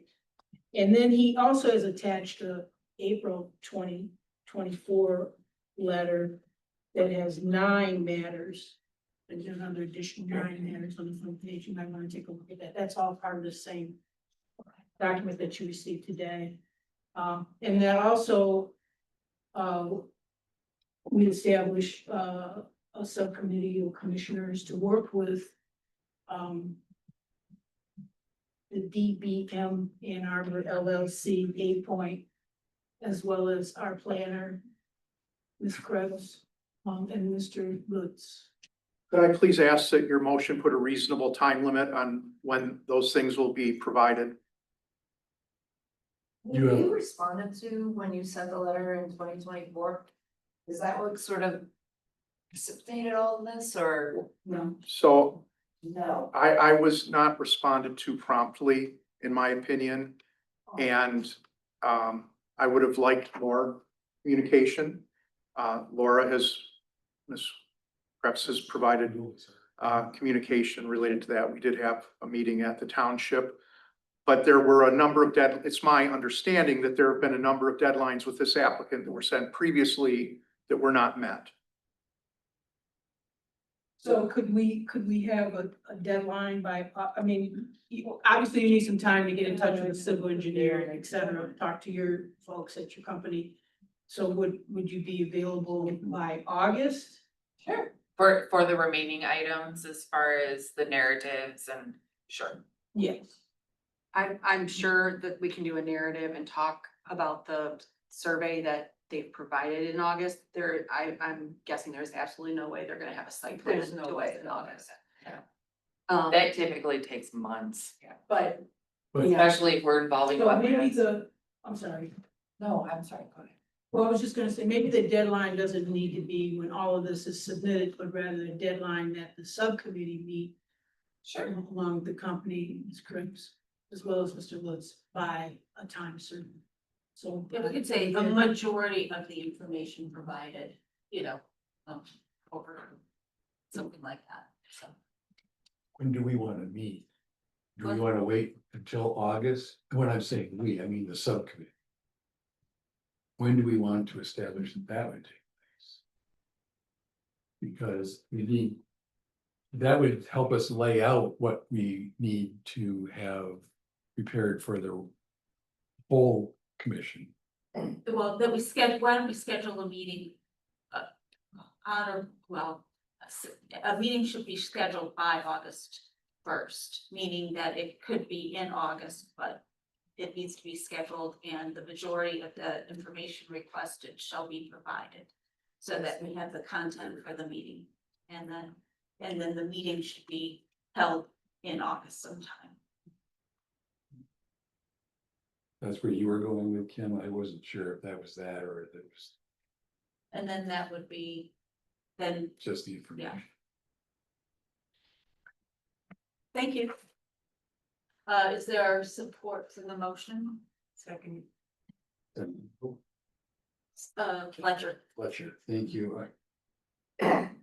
So again, we have the narrative, we have a number of employees, we have hours, the materials. And then addressing Number of trucks, the daily number- trucks. number of trucks. And then addressing the issues brought up in the 2 letters from your neighbor. Well, the displays that not to be positioned in front of the building.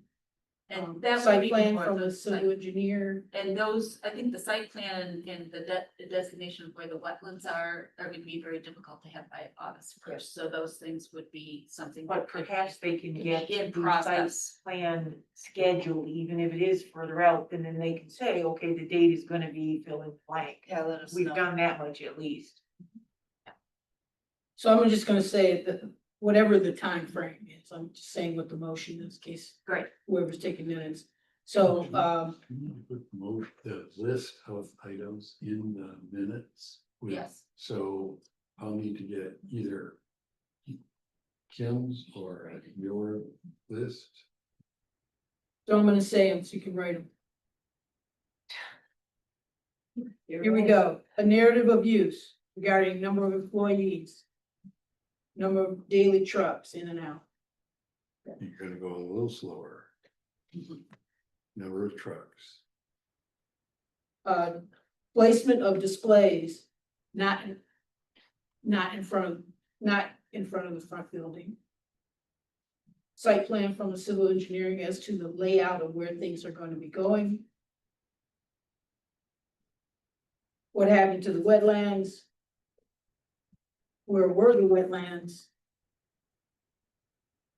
In reference to Mr. Lutz's June 23rd, 2025 letter We add hours. and hours of operation. Yep. The items 1 through 5 on the first page having to do with noise, dust, vibration, groundwater, buffering, road debris. We attached memo from April 15th, 2024. Items 1 through 9. Filled in wetlands, diverted groundwater, cut down trees, record. There's a whole list of those things Okay, to address those. to address those. And those things can be a part of that submission. All right, any further discussion? And that, the formulation of a Subcommittee planning commission subcommittee to work with our planner, meeting by is scheduled. EBM, as well as Mr. Lewis. August End of 1st. Oh, But it's good, Scheduled. at least be, yeah, the date scheduled.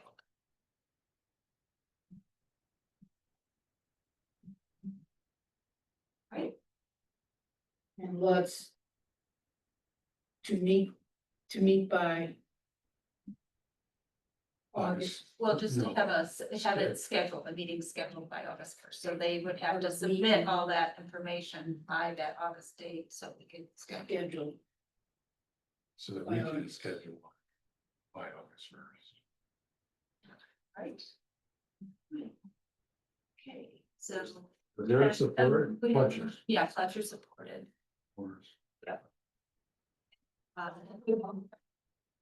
All those in favor, please say aye. Aye. Any opposed? Thank you very much. Thank you.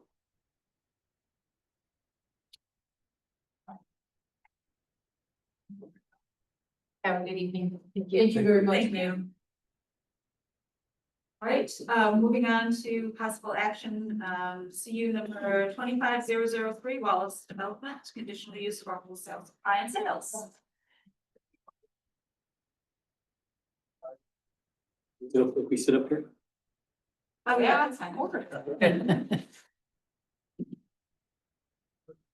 You may not have wanted to be that. Okay. All right, did you have, some time to consider some parameters that we could, Yes, Miles and I talked about it. Just so you know, I got a few more specifics about his operations. It's usually just him that is there, splitting the wood. Sometimes he has a buddy help him, but most of the time it's one, well, all the time it's either one or two people. So it's again, very low intensity. He said he gets 2 to 3 times a month when people by appointment come in and pick up the logs.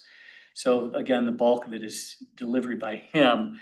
I asked him about the gate and because there's a gate on Dexter Chelsea Road and with the idea that that be kept closed except when he is there, just to try to confirm or make sure that the retail sales are really by appointment only, so that people would call him before they arrive.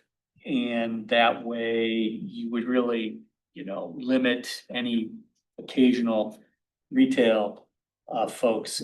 On the hours of operation, what he thought might work would be 7 AM to 7 PM, 6 days a week, meaning, nothing on Sunday. We kicked around a little bit sunrise, to sunset, but in the summer, that's probably too long. And in the winter, it's probably too short. I'm not sure what the rules are for like construction. I mean, in a lot of places you can start at 7 AM. Look, I don't know when the end usually is. 7 AM to, I don't know what that. Right. now without lights. I Yeah, mean, how are you would gonna it- be after Would it Sunday? be, I mean, if you did 7 AM to, There's no permanent lights on the property, but I have a little like light that I can use if I need to work, in the winter when it's getting dark at 5 o'clock, then I can work a little later. No construction light in. Yep. So that was the thought. 7 AM to 7 PM would work and I, Monday through Saturday. correct. And then as we kind of touched on, I mean, if anybody were to increase the intensity of the use by constructing a building or seeking to pave a lot in there, they'd need to come back and get site plan approval.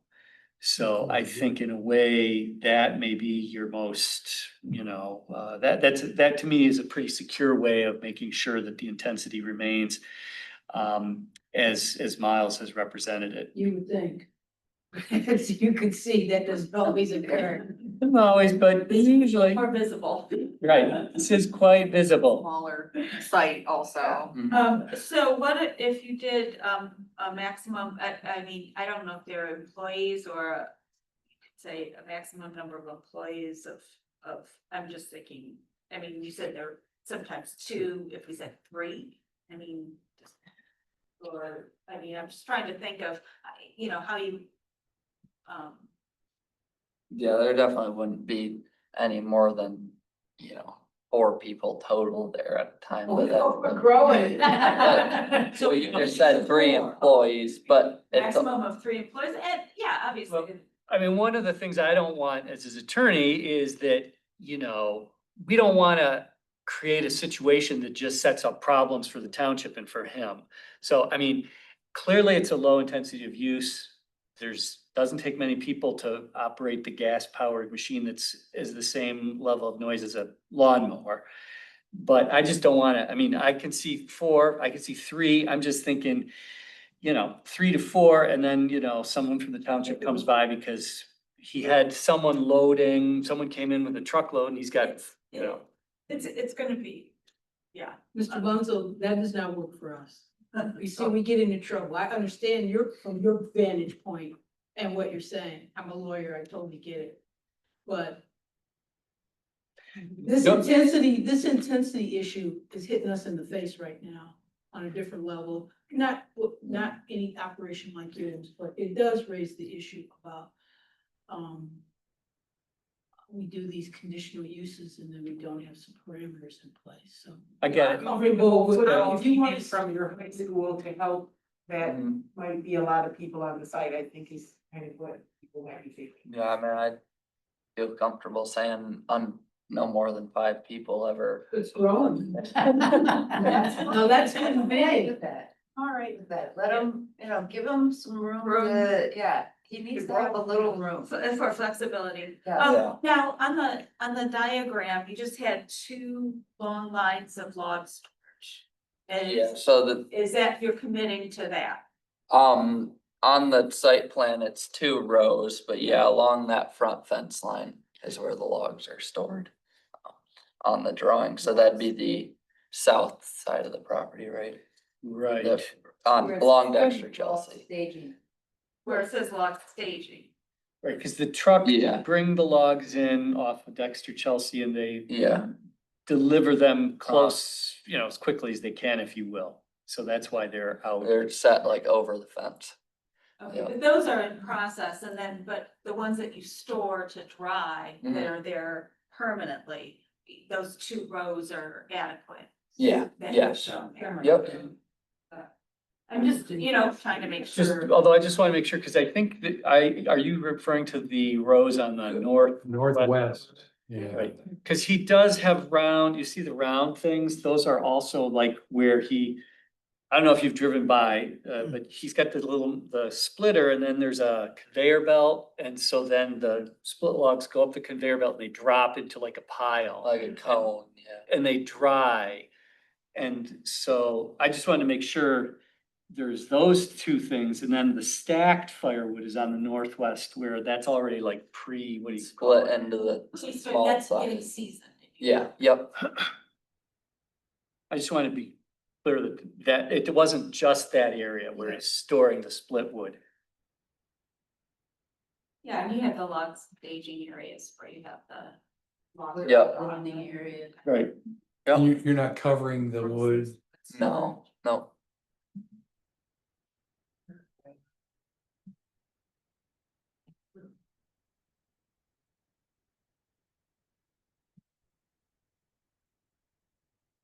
So what I hear is retail by appointment only. Mhm. Gate to be secured when unoccupied, Monday through Saturday, 7 AM to 7 PM, maximum employees 5. Did you get the hours? 7 AM to 7, Yeah, she said that. Monday through Saturday. Monday through Saturday. And you got about the gates. In the, yeah, Okay. is someone willing to make this motion? Note that this has a lot of text to it. Oh, Yes. remember, consistent with the recommendations of the staff to Uh-huh. move the shed and no porta potty. And then will be covered in the items outlined in the planner's report dated 16/20/20. All right, who wants to read? Are you reading that whole thing? Yep. I'll do it. All right. Special land use. Number CU 25005, correct? Correct. Wallace Development. Correct? Correct. Okay. Suggested motion conditional land use number 25005 Wallace Development, based upon the information received from the applicant and reflected in minutes of this meeting and the public hearing held this evening, the planning commission finds conditional use and related information received by the township meets the required standards and findings for conditional land use and recommends approval. Specifically, it is found that the following required standards and findings found in section 36-224 of the zoning ordinance have been demonstrated by the applicant. Will be harmonious and in accordance with the objectives and regulations of this ordinance. Will be compatible with the natural environment and existing and future land uses in the vicinity. That the proposed use will be served adequately by essential public facilities and service such as highways, streets, police, and fire protection, drainage ways, refuse disposal, or that the persons or agencies responsible for the establishment of the proposed use shall be able to provide adequately any such service. That the proposed use will not be detrimental, hazardous, or disturbing to the existing or future neighboring uses, persons, property, or the public welfare. That the proposed use will not create additional requirements at public cost for public facilities and services that will be detrimental to the economic welfare of the community. Will be compatible with the township's adopted general development plan. Further, the planning commission recommends the following conditions be placed on the subject conditional land use as per outline, i.e. 8 hours of operation, number of employees. Am I missing something? Retail by appointment only. Retail by appointment only. The gate to be secured was So on the guide. So, and the hours are Monday through Saturday, 7 AM to 7 PM, maximum employees 5. And just note that the items outlined in the planner's report include moving the shed within the setback. We did not discuss the removal of the portage on. That was. There is no portage on. Yeah, Yeah. we're, yeah, Prohibiting it. You're prohibiting it. Okay, because it's not shown on the plan. There is no portage on. Oh, I just wanted it to be clear that, There is no portage on. yeah, we didn't want Miles to plop one out there. That's all. No portage on now, and he won't put one out. And there you, all right, we don't have to know. Right. Okay, right? Yep. Their support. Wow, everybody. We'll make it more. Okay, no, I want Kenny. is there further discussion? All right, all those in favor, please say aye. Aye. Any opposed? All right, well, thank you. Thank you. Thank you very much. How much is the cord of your wood? Base cord or a full cord? Base cord, full cord, I get 400 a full cord, And they where do we? 160. Yeah. Yeah. 2025 prices, huh? Yeah, Yeah, It's all hardwood, right? yeah, oak. it's all just oak. Right now all I have is oak, yeah. Wow. Okay, well. Thank you. Thanks. All right, we're moving to our unfinished business. Chicken ordinance. We have, yeah, chicken ordinance time. All right. Or do you want to kick us off? So the same ordinance I presented last time, we had a lot of discussion and, after a bunch of discussion, we talked about changing some things, but we decided to keep it and mull it over, I guess, and it's back before you again, so. I guess that's all I have. Well, I got to meet Ruru. And Fell in love. yeah, first of all. He needs to stay, so you can't, we gotta get rid of the rooster ban, I think. I have a rooster. I don't know, I just don't see how you can say we're rural, we don't have roosters. I totally can see it in city. This is your ordinance. I know, I'm just talking to you. You just happened to turn and look at me at the time. I understand the city of Ann Arbor, I understand possibly certain areas not necessarily liking it and wanting it, for sure. I don't know how we can carve it out. I know my neighbors across the street love my rooster too. They love hearing him crow. I had one just say that to me literally the morning before the planning commission that we came in last time. And I wish I had it on tape so you guys could hear it. But I have video, Rue. Is it appropriate to add language that says that action could be taken if there are complaints? Yeah, I mean, but if we allow it in the ordinance, it's allowed. yeah. And they it's a can't, lot. they can. I mean, they can all they complain, want. but if it says in here that you're allowed a rooster, I don't see how we can, I mean, we can ask people to be good neighbors, but we can't make. Right, you can. So. Do you have a we have a nuisance?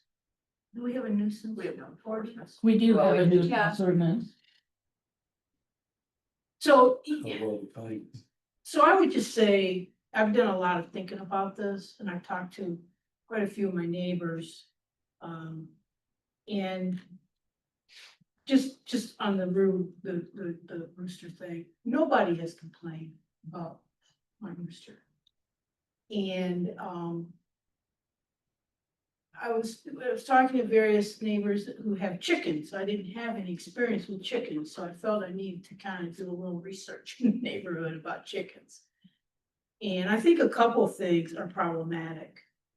I think the 6 female limit is problematic. I think obviously the rooster,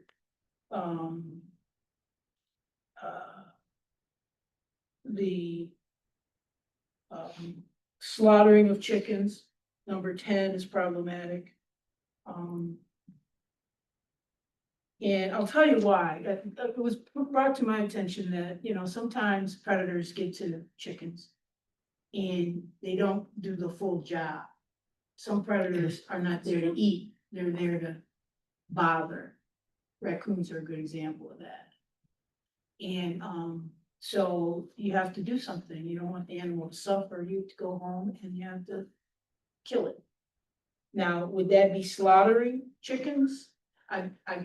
So, one of the ideas that came up from, one of my neighbors said that number 10, maybe you just need to add between premises and say for commercial purposes is prohibited. And, why wouldn't you be able to kill your chicken and eat it? It's not like you're leaving the remains in that. So, and I think the other problem is we have these districts, in particular with this language, R1, R2, R3. And I think there's a difference between certain areas in our community. We have a more rural area in certain areas where I live, and we have a more urban area, say the south side of Z, where people live 10 feet apart from each other. And I can see where you may not want a rooster 10 feet apart. I've had a friend that had chickens off of Newport and Warrington. And he had a rooster and he had chickens, and one of his neighbors complained about it and he got rid of it. So I think sometimes people are accommodating for that. But I think one of the problems, so those are some of the issues that I have. I think as it's explained to me, we've identified 6 chickens, but in reality, chickens like Suzanne was mentioning in the earlier public time, they don't just produce forever. They stop producing. And you're only allowed to have 6 chickens, so what do you do? Right. Do you kill your chicken? The chicken that's a part of your family, your grounds and stuff? So I think Suzanne came up with a good idea about the distinctions between the amount of land you have. And we should kind of look at that. The other thing, I don't want to take up all the time, but so I think acreage and district need to be considered.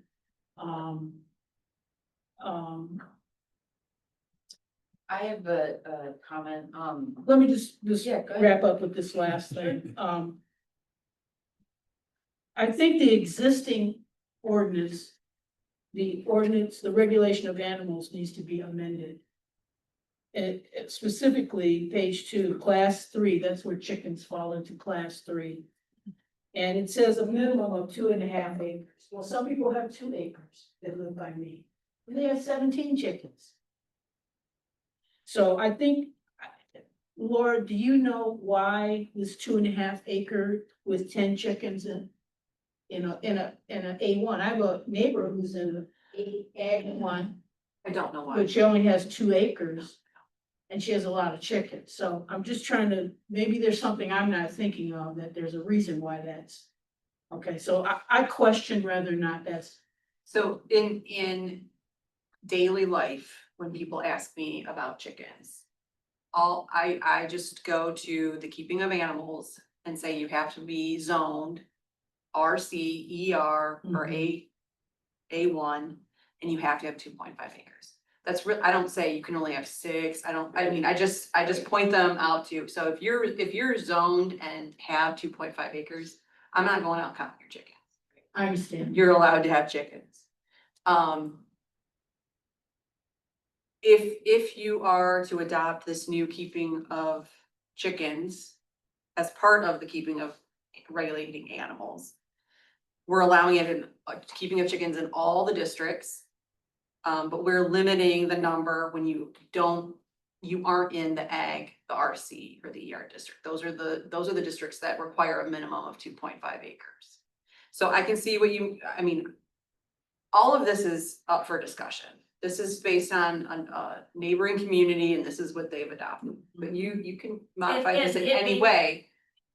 I just wanna, this will not be enforced unless there's a complaint.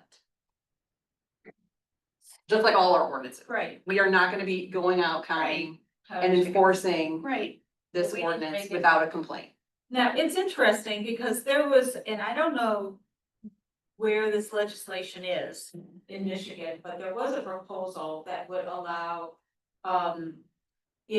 chickens on properties of at least 1/4 of an acre. And it was, and then it's sort of saying you can have up to 5 hens per 1/4 acre, not to exceed a total of 25 hens. So something like that to me is more responsive to, just the range of, because our zoning of, it's not like our zoning, everybody who's in R1 only has an acre. Yeah. It's all over. yeah, so. some if people we- have 9, 10 acres in our one. Right, yeah, so I'd like to see something that did something that Per was, acre rather, based on land area. rather than zoning. And then and then an overall maximum, I think, except in the egg and probably in. So I could kind of try to put something together so that people can look at it. Based on some of the public comment and the things that have been discussed here. I mean, just people more, I mean, I just wanna know if that's more of a direction, because I see this as more of an What I was gonna urban say, kind of. So the other comment I was Yeah. gonna make was, I was walking around Water Hill, this was actually Upper Water Hill. Area, it's beautiful homes back there anyway, and many people had chickens. And it was fascinating because they actually had them along the front of the house. Like along the fence line, and they were all enclosed and everything, so they wanted like the kids to see them or what have you, and it was quite beautiful, to be quite honest with you. So then that's why I wanted to bring up about this whole rear yard, because mine aren't in the rear yard. Because originally I was told my rear yard was one way, but it's actually on my side yard. So,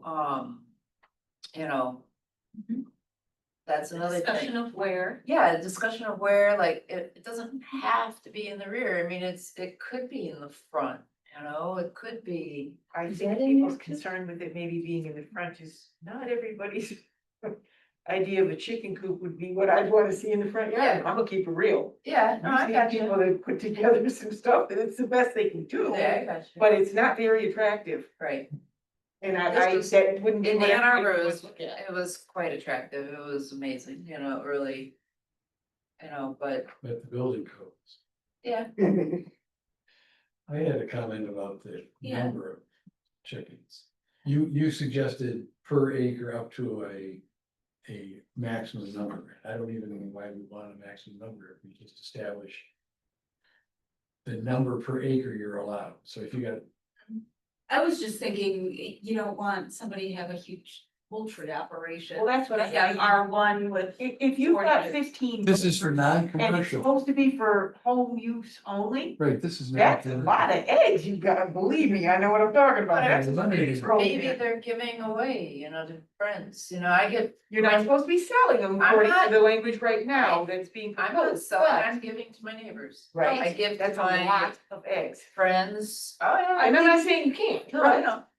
I think you're not understanding, I mean, like Suzanne was explaining that the eggs produce, I'm sorry, the chickens produce eggs for 3 years, She knows. and then that's it. She And knows. they And don't so, play long. what are you supposed to do, throw them out? They don't throw out, No, I'm- these are yeah, part of but the. I've got a Welcome couple- don't eat them when they get that old. No, There is no no. stew pot big enough to cook it long enough to make it edible. Yeah, We never, exactly. ever eat our layers. They are not meat birds. There's a Right. total difference. The only point I'm trying to make is that there has to be some wiggle room for chicks that don't produce anymore. Right, which I have currently. Yeah, and ability to replace them. Right Yeah, I'm now, not- this is I'm not very gonna- rigid, but we got here, you got 6 chicks, that's all you got? I'm not gonna call this, my cute little chicken that, is, well, Toppy. Real personal heritage, Polish hen, so she's got this, wild top feathers. So anyway, hey, I am just like opening it up. I just want it to be again, Scio Township, rural feel that, it's not so restrictive, but yet we do have rules. And somebody's gonna come to us and say, Jesus, why did they do that and not, lay out, exact numbers or whatever, but, when we were horse showing in Wellington, we would have 30 horses on 1 acre, whereas here, that's not, something, but it's pristine down there, it's completely clean, etc. But that's not allowed up here. So it can be done. And it can be done in a clean way. Would there be any way to allow roosters, but then also be open to a complaint issue? I don't know if that just opens up a can of worms or. I mean, either they're allowed or they're not. I don't know how you can. what's the nuisance ordinance say about noise? It's not a zoning ordinance, it's a general law ordinance. Believe. I mean, we could point to that, and so that would be, Unless Everything. unless, roosters are allowed as long as it meets, and then point to that other standard. But be aware that you can't take the beak shut every night, and they do cockadoodle in the middle of the night. And so do my chickens. Well, ours, Hens ours make don't. noise I've too. got a hen that Ours don't. actually They've does down some to- weird noises. It's not quite the cockatoo, but it's definitely close. So, Does Rue cockadoodle at night? I don't think. He's, if there's danger, sometimes he Yeah. will. Alarm calls. He's like a watchdog. But herein, that's like, herein is like, I'd Oh, like it's that, barking. I'd like to keep that away Exactly. from, there. keep the deer away from my house. They don't do that. People are dispersed, there's lots of space between us, and so there isn't that, But that's different than our, yeah, that's why acreage and district, I understand us addressing acreage and district, but I think we need to. but cause I mean, you could do an acreage of, maybe you need 2 acres for a rooster or something like that, just to make sure that there's little extra space. I think we could come to. Sure. Some kind of For space compromise. with them, they are extraordinarily territorial. If they're in a small space or a larger space, it's not gonna matter. But They're gonna it- run their mouths. So they're not gonna be- I'm just thinking. She's just of saying acreage for the neighbors. lot size, Yeah. so that there's. How at close least the some neighbors are. distance. I will tell you flat out, because I am absolutely for the chickens. Flat out, not living anywhere near roosters.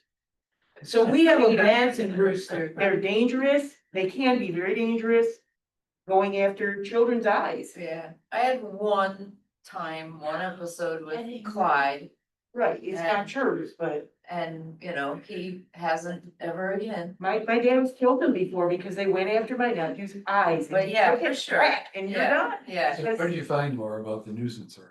It's under division 16 II 1 of the general, general law ordinances. A nuisance is defined as any act or omission to act on the part of any person which creates or permits the existence of a situation which annoys, injures, or endangers the peace, welfare, order, health, or safety of the public in their persons or property. Exactly. The term nuisance includes, but is not limited to, conditions which render persons insecure in life and or disturbs or unreasonably disturbs them in the use and enjoyment of their property, such as effects and emanations from noise, glare, lights, vibration, dust, smoke, odor, gas, steam, fly, ash, soot, acids, chemicals, insects, rodents, flies, and decaying matter, whether such effects and emanations are natural or the result from human or mechanical alteration or manipulation of materials. The term nuisance also includes residues or leaching from deposits of matter which seep into water on the surface or in the ground, thereby making it unfit or unpalatable for human consumption or by use for domestic animals. A nuisance includes a condition which is obnoxious or offensive to the sense. Well, I think you could point either, I mean, with the chickens, if they're not. Well kept or whatever, Right. or a rooster, and I Yep. can go for anything more than one rooster, but. Yep. And then point directly to the nuisance ordinance, I think that could work. I'm gonna say roosters can be absolutely breathtaking. Birds, in the bird world, it's always the male that's beautiful. Period, flat out. There are no pretty females when you compare them to the males. But you don't need a rooster if you have chickens for eggs. No, you don't. You just don't. And you guys are lucky, you've got a nice one. But that hasn't been, we've got one now that needs to go. He's beautiful. He went to the fair last year and he needs to go, he needs to go into his two pot. Because he's not nice, and he'll stalk you in the chicken coop. If you turn your back, you need to be careful, because he's gonna come after you. So that's just been my experience on a much larger level with chickens than most, probably everybody else in this room. And he's noisy, he never shuts up. We could say, you can have one well-behaved rooster. Well, you can have. Who's got a rooster that condo? doesn't- He's got his own patio, trees in. Yeah, He's not, he I doesn't get near anybody's eyes, trust me. Right. So you won't get a nuisance. And so I let them go feral and let them, So how about, did you want to take a stab at this, or do you want me to take another stab at this? I'm fine with you doing it, I didn't know if you, Maybe I'm you fine. can, maybe you However you want can to do send a me couple some of your notes. Just. okay. Yes, all right. And also, it looks like we might be able to look at this Revisions Michigan legislation that Yeah, somebody if proposed. Yeah, exactly. They're saying anybody with a quarter acre. Would you send that link to me too? Or- It's an AI generated one. I don't know of any legislation besides the I Right to could not Farm figure Act, out which wouldn't right. apply to these parcels. Right.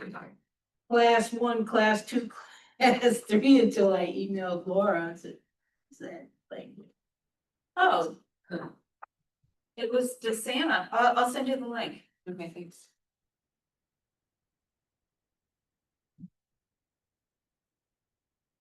Sorry, I'm doing this so I don't forget.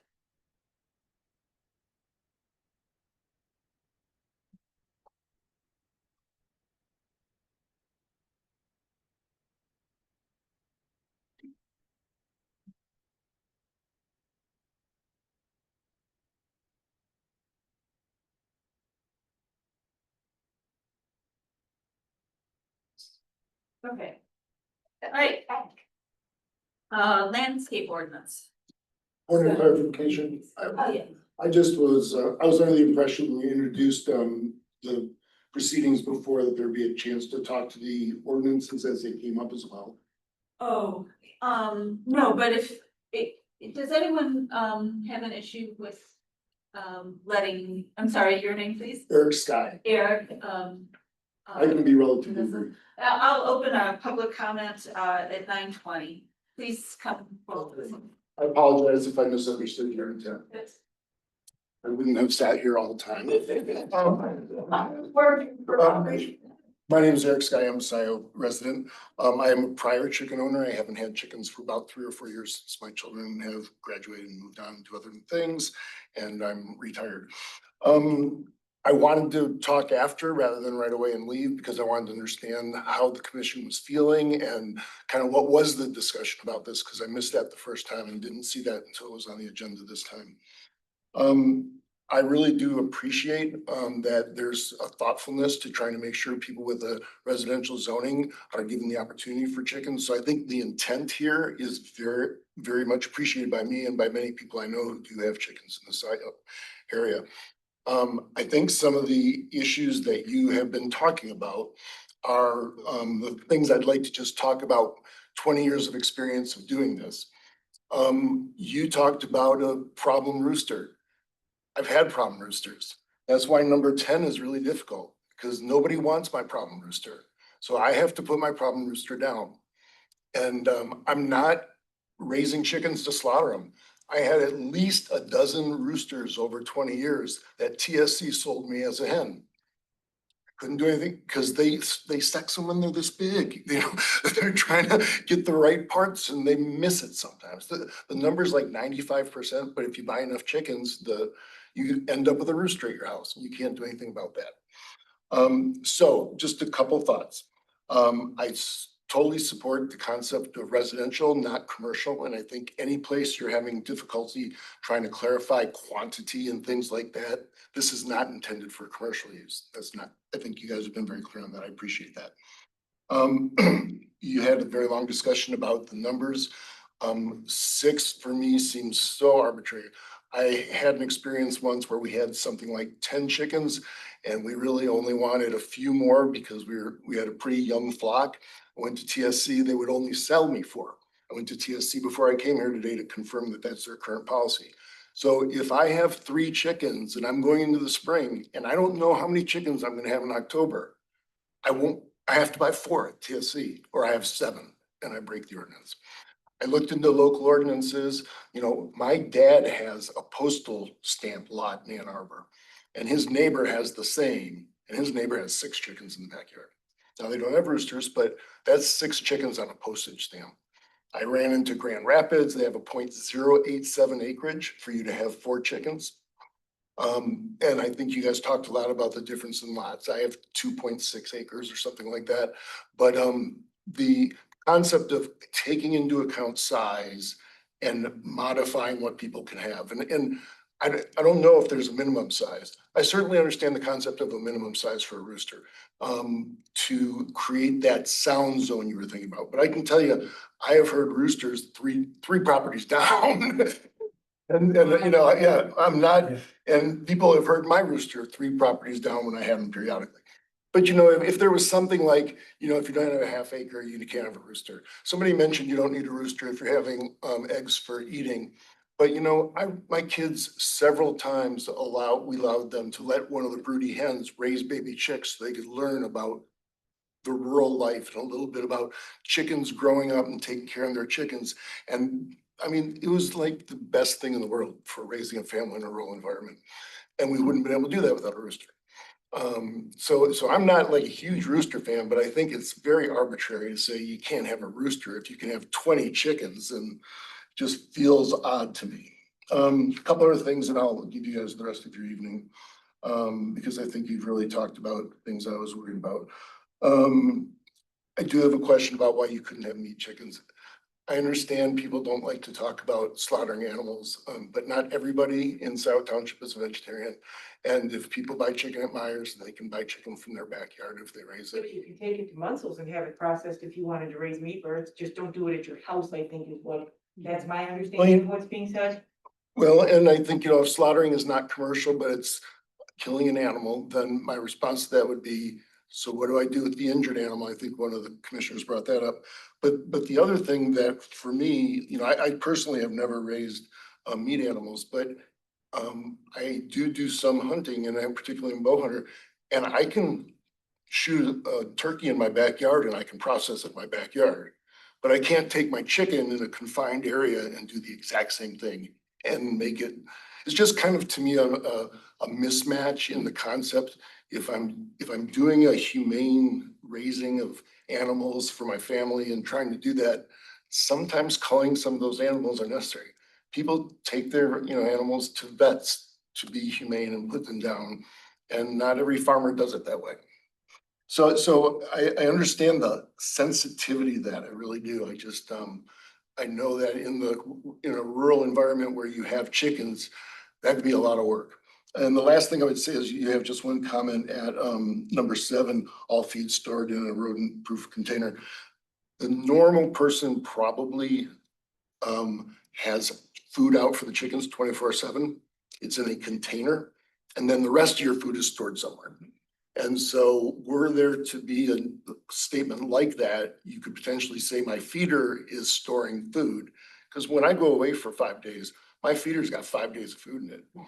And so I just might consider that ordinance as well. What did you do with your brown roosters? Did you eat them? Were they young enough that you could?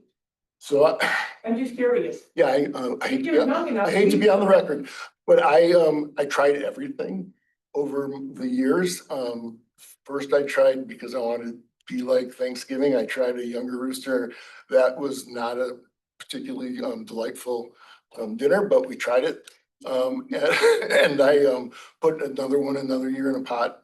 I never grew any chicken to plan to eat them, but when I had to put, and of course, most of the roosters we had to put down relatively early because they came into their space, and especially if we had 2 or 3, that was like just makes your coop messy. And so, I tried a few things. None of, and part of it for me was, if I'm gonna put it down, I have to do something. And that's just kind of an ethic I live on the land with. So I tried things. I can't say that I would advocate people have to do that. Meat on them to make them worthy. They're late, that's their job, is to lay, not to bulk up as a meat bird, and make a beautiful fried or baked or roasted chicken. And as somebody mentioned, once they quit laying, they're now old enough and tough enough.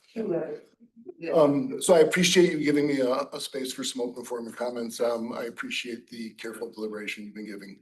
I appreciate your insight, thank you. Yeah, thank you. So it's good to have the, people who, Thank you very have much. that experience. Yeah. Move to close. Okay, we're, Other comments? yeah, and this won't be we'll have one at the very end, Right. so, a motion to, is there a second? Oh, okay, there'll be a final public comment. Okay, so a move by Hyde, is there support by? Okay, all those in favor, they say aye. Aye. Okay, we're closing public comment at 9:27. All right, landscape ordinance. It was 9, Twenty-seven. no. Yeah, so Chris was here last time. I made a few changes based on his comments that he had in the last draft. They're very minor. They're noted in blue. If you look at the first, section B of 36-345, is where we added to the intent.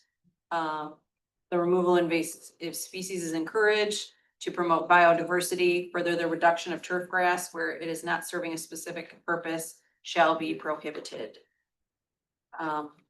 Then under the next section, number 11, B, composition, we talked about having no more than 10% of any one species, 20% of any one genus, and 30% of any one family is required to discourage disease, insect infestation, etc. And then other than that, we added the exception on page 3 that says exceptions may be requested allowing for any of the above listed prohibited native species during site plan review. The applicant will be required to provide information relative to the requested native invasive species, and exceptions will be granted by the planning commission on a case-by-case basis. I had a question about that. And that is, the language implies that we would be approving. Do we just make recommendations? Well, you make waivers for certain things in the ordinance. The planning commission has the authority to waive certain landscaping requirements already. Okay, so we actually waive it. We don't recommend waive. Right. Okay, You waive it. okay. I think this is Yeah. great. Right, well, I'll add it to the The public hearing list, waiting list. the accessory dwelling units and the accessory solar. And I think we're gonna try to do those at the end of July. Great. And then I was hoping to have chickens, but we'll get there. We're not there yet, so we're not gonna hold up the other stuff. We have to, yeah. So that'll be 3 of them. That'll be, We'll raise the chicken issue later. yeah. I've been schooled on chickens and roosters. I didn't know there was such admiration. And we were too restrictive. Yeah, It's the variety that I have. I'm getting more comfortable with, Mhm. not being, it's not an urban chicken. Yeah. It's- Yeah. Yeah. And I remember seeing when you had original. That's good. All right, moving on. They say the okay. All right, reports of commission activity. There was Laura's report. Do you have any additions to that one? Nagel Precision is going on the is on the BOT agenda tomorrow night under consent agenda for detail engineering. Coming up on at the next meeting, July 14th, we're having the J-Rod presentation. We have 2 rezoning applications to consider. And the fire station just submitted, so we'll be reviewing their site plan. And Piper Ridge has resubmitted. That's the former Parkland Plaza Okay. senior living, so we're busy. Did you ever, OHM. Do you have any? Oh, go ahead. I'm sorry. I just quick, did you ever find out why Goodrich pulled out that? I forgot. Uh-oh. Way these things happen. And I would phrase it in a way, that Scio wants to encourage, this type of housing, and so we're trying to learn from you what the issues were. What the and- challenges, Yeah, and what the. I just forgot, I'm sorry, Yeah, just, that's fine. What got the way? Yeah, what got in the way, or, it could be just to perform a financial thing, or, but we'd be We'd very like to know. interested in that, yeah. Constructive feedback for us. All right, OHM, I have nothing to report tonight. okay. Board of Trustees. There's really nothing significant. I wanted an electric truck. I was outruled. Yeah, which brings up, Wait a second. working on some policies and things too. Yeah. Yeah, well, yeah, okay. Right. Bob is gone, DDA, their next meeting is in July. I did send out an invite to trustees, PPP, DDA, to come to the presentation or join virtually, so everybody knows that it's going on for the, Jackson Road on the 4th. What's happening on the 4th? Their OHM is giving their presentation on the Jackson Road corridor study and recommendations, the final report. And is that here? Yes, it'll be during a planning commission meeting. Oh, July Yes, 14th. So don't miss that meeting. All right. Okay, and I just want to make sure a special invitation went out. It included the DDA. Okay. I'll include ESTF. We heard today that we didn't get the Eagle grant or I don't know, it was like $1,000 or $1,500 or whatever for the sustainability fair, but evidently they got. We were right at the end of the grant period and they got like 13 applications in on the deadline day, so. We weren't selected. We weren't selected. The 2030 district didn't get theirs for the sustainability summit either, so. I guess there was a lot of competition. All right, and then, so, road advisory committee, we don't have anybody, LPC. I attend the LPC meetings. Yeah. Good. I'm just looking back at the,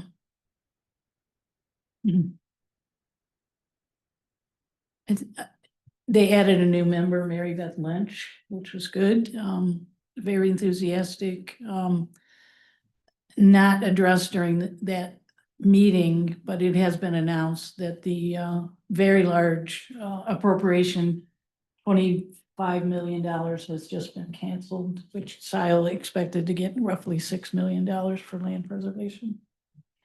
And I did in my report to them, note the bioreserve map, Good. because they use that in their criteria, and they were talking about having some sort of session about how they select or what their priority list and so Right. forth is, and if we can at least know that, so, or we can view it, I guess, but I think that would be good The for. Board of planning Trustees asked for a joint meeting to Good. talk about the criteria. Okay, yeah, because that would be good from our Mhm. point of view too, okay. And then Laura, we do want to coordinate on that map. The Huron River Watershed Council map too. Yeah, Map, not on my list. oh, I'm sorry, that I'm taking. No, Thing, but it's for LPC as well, because it's part of their, I know it's part of their priority setting. evaluation, yeah. Okay. So, PPP and, Nothing, you remember something, okay. in addition to what you just told. Western Washtenaw Regional Advisory Group, Nothing. and that's it. In this attachment, we do have the pre-app rotation. June is Hindle, you're almost done. Fletcher is July, Walsh is August, Moore is September, Hyde is October, November is me, and then Brand is December, Hindle, Fletcher again. So it'll be, it's you, Next month, your July. your July, And then again, then February. okay. We just kind of rotate through.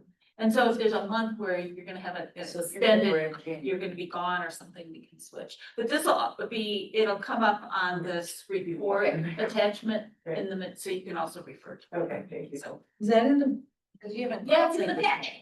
That's the best. Happy about that. You're on top of it. Okay, so with that, we have no one left in Township Hall, so we'll go online to see if there's anyone who would like, I'm opening public comment at 9:37. I don't see anybody. No hands. All right. I'll entertain a motion to close public comment. So moved. So moved by Moore, support by Fletcher. All those in favor, please say aye. Aye. All those opposed. Okay, then we're closed at 9:38 actually, and any other announcements? All right, then entertain a motion to adjourn. So moved. Moved by Moore, seconded by Kindle. All those in favor, please say aye. Aye. Any opposed? All right, we are adjourned at 9:30. You'll keep going. Did you say you want to keep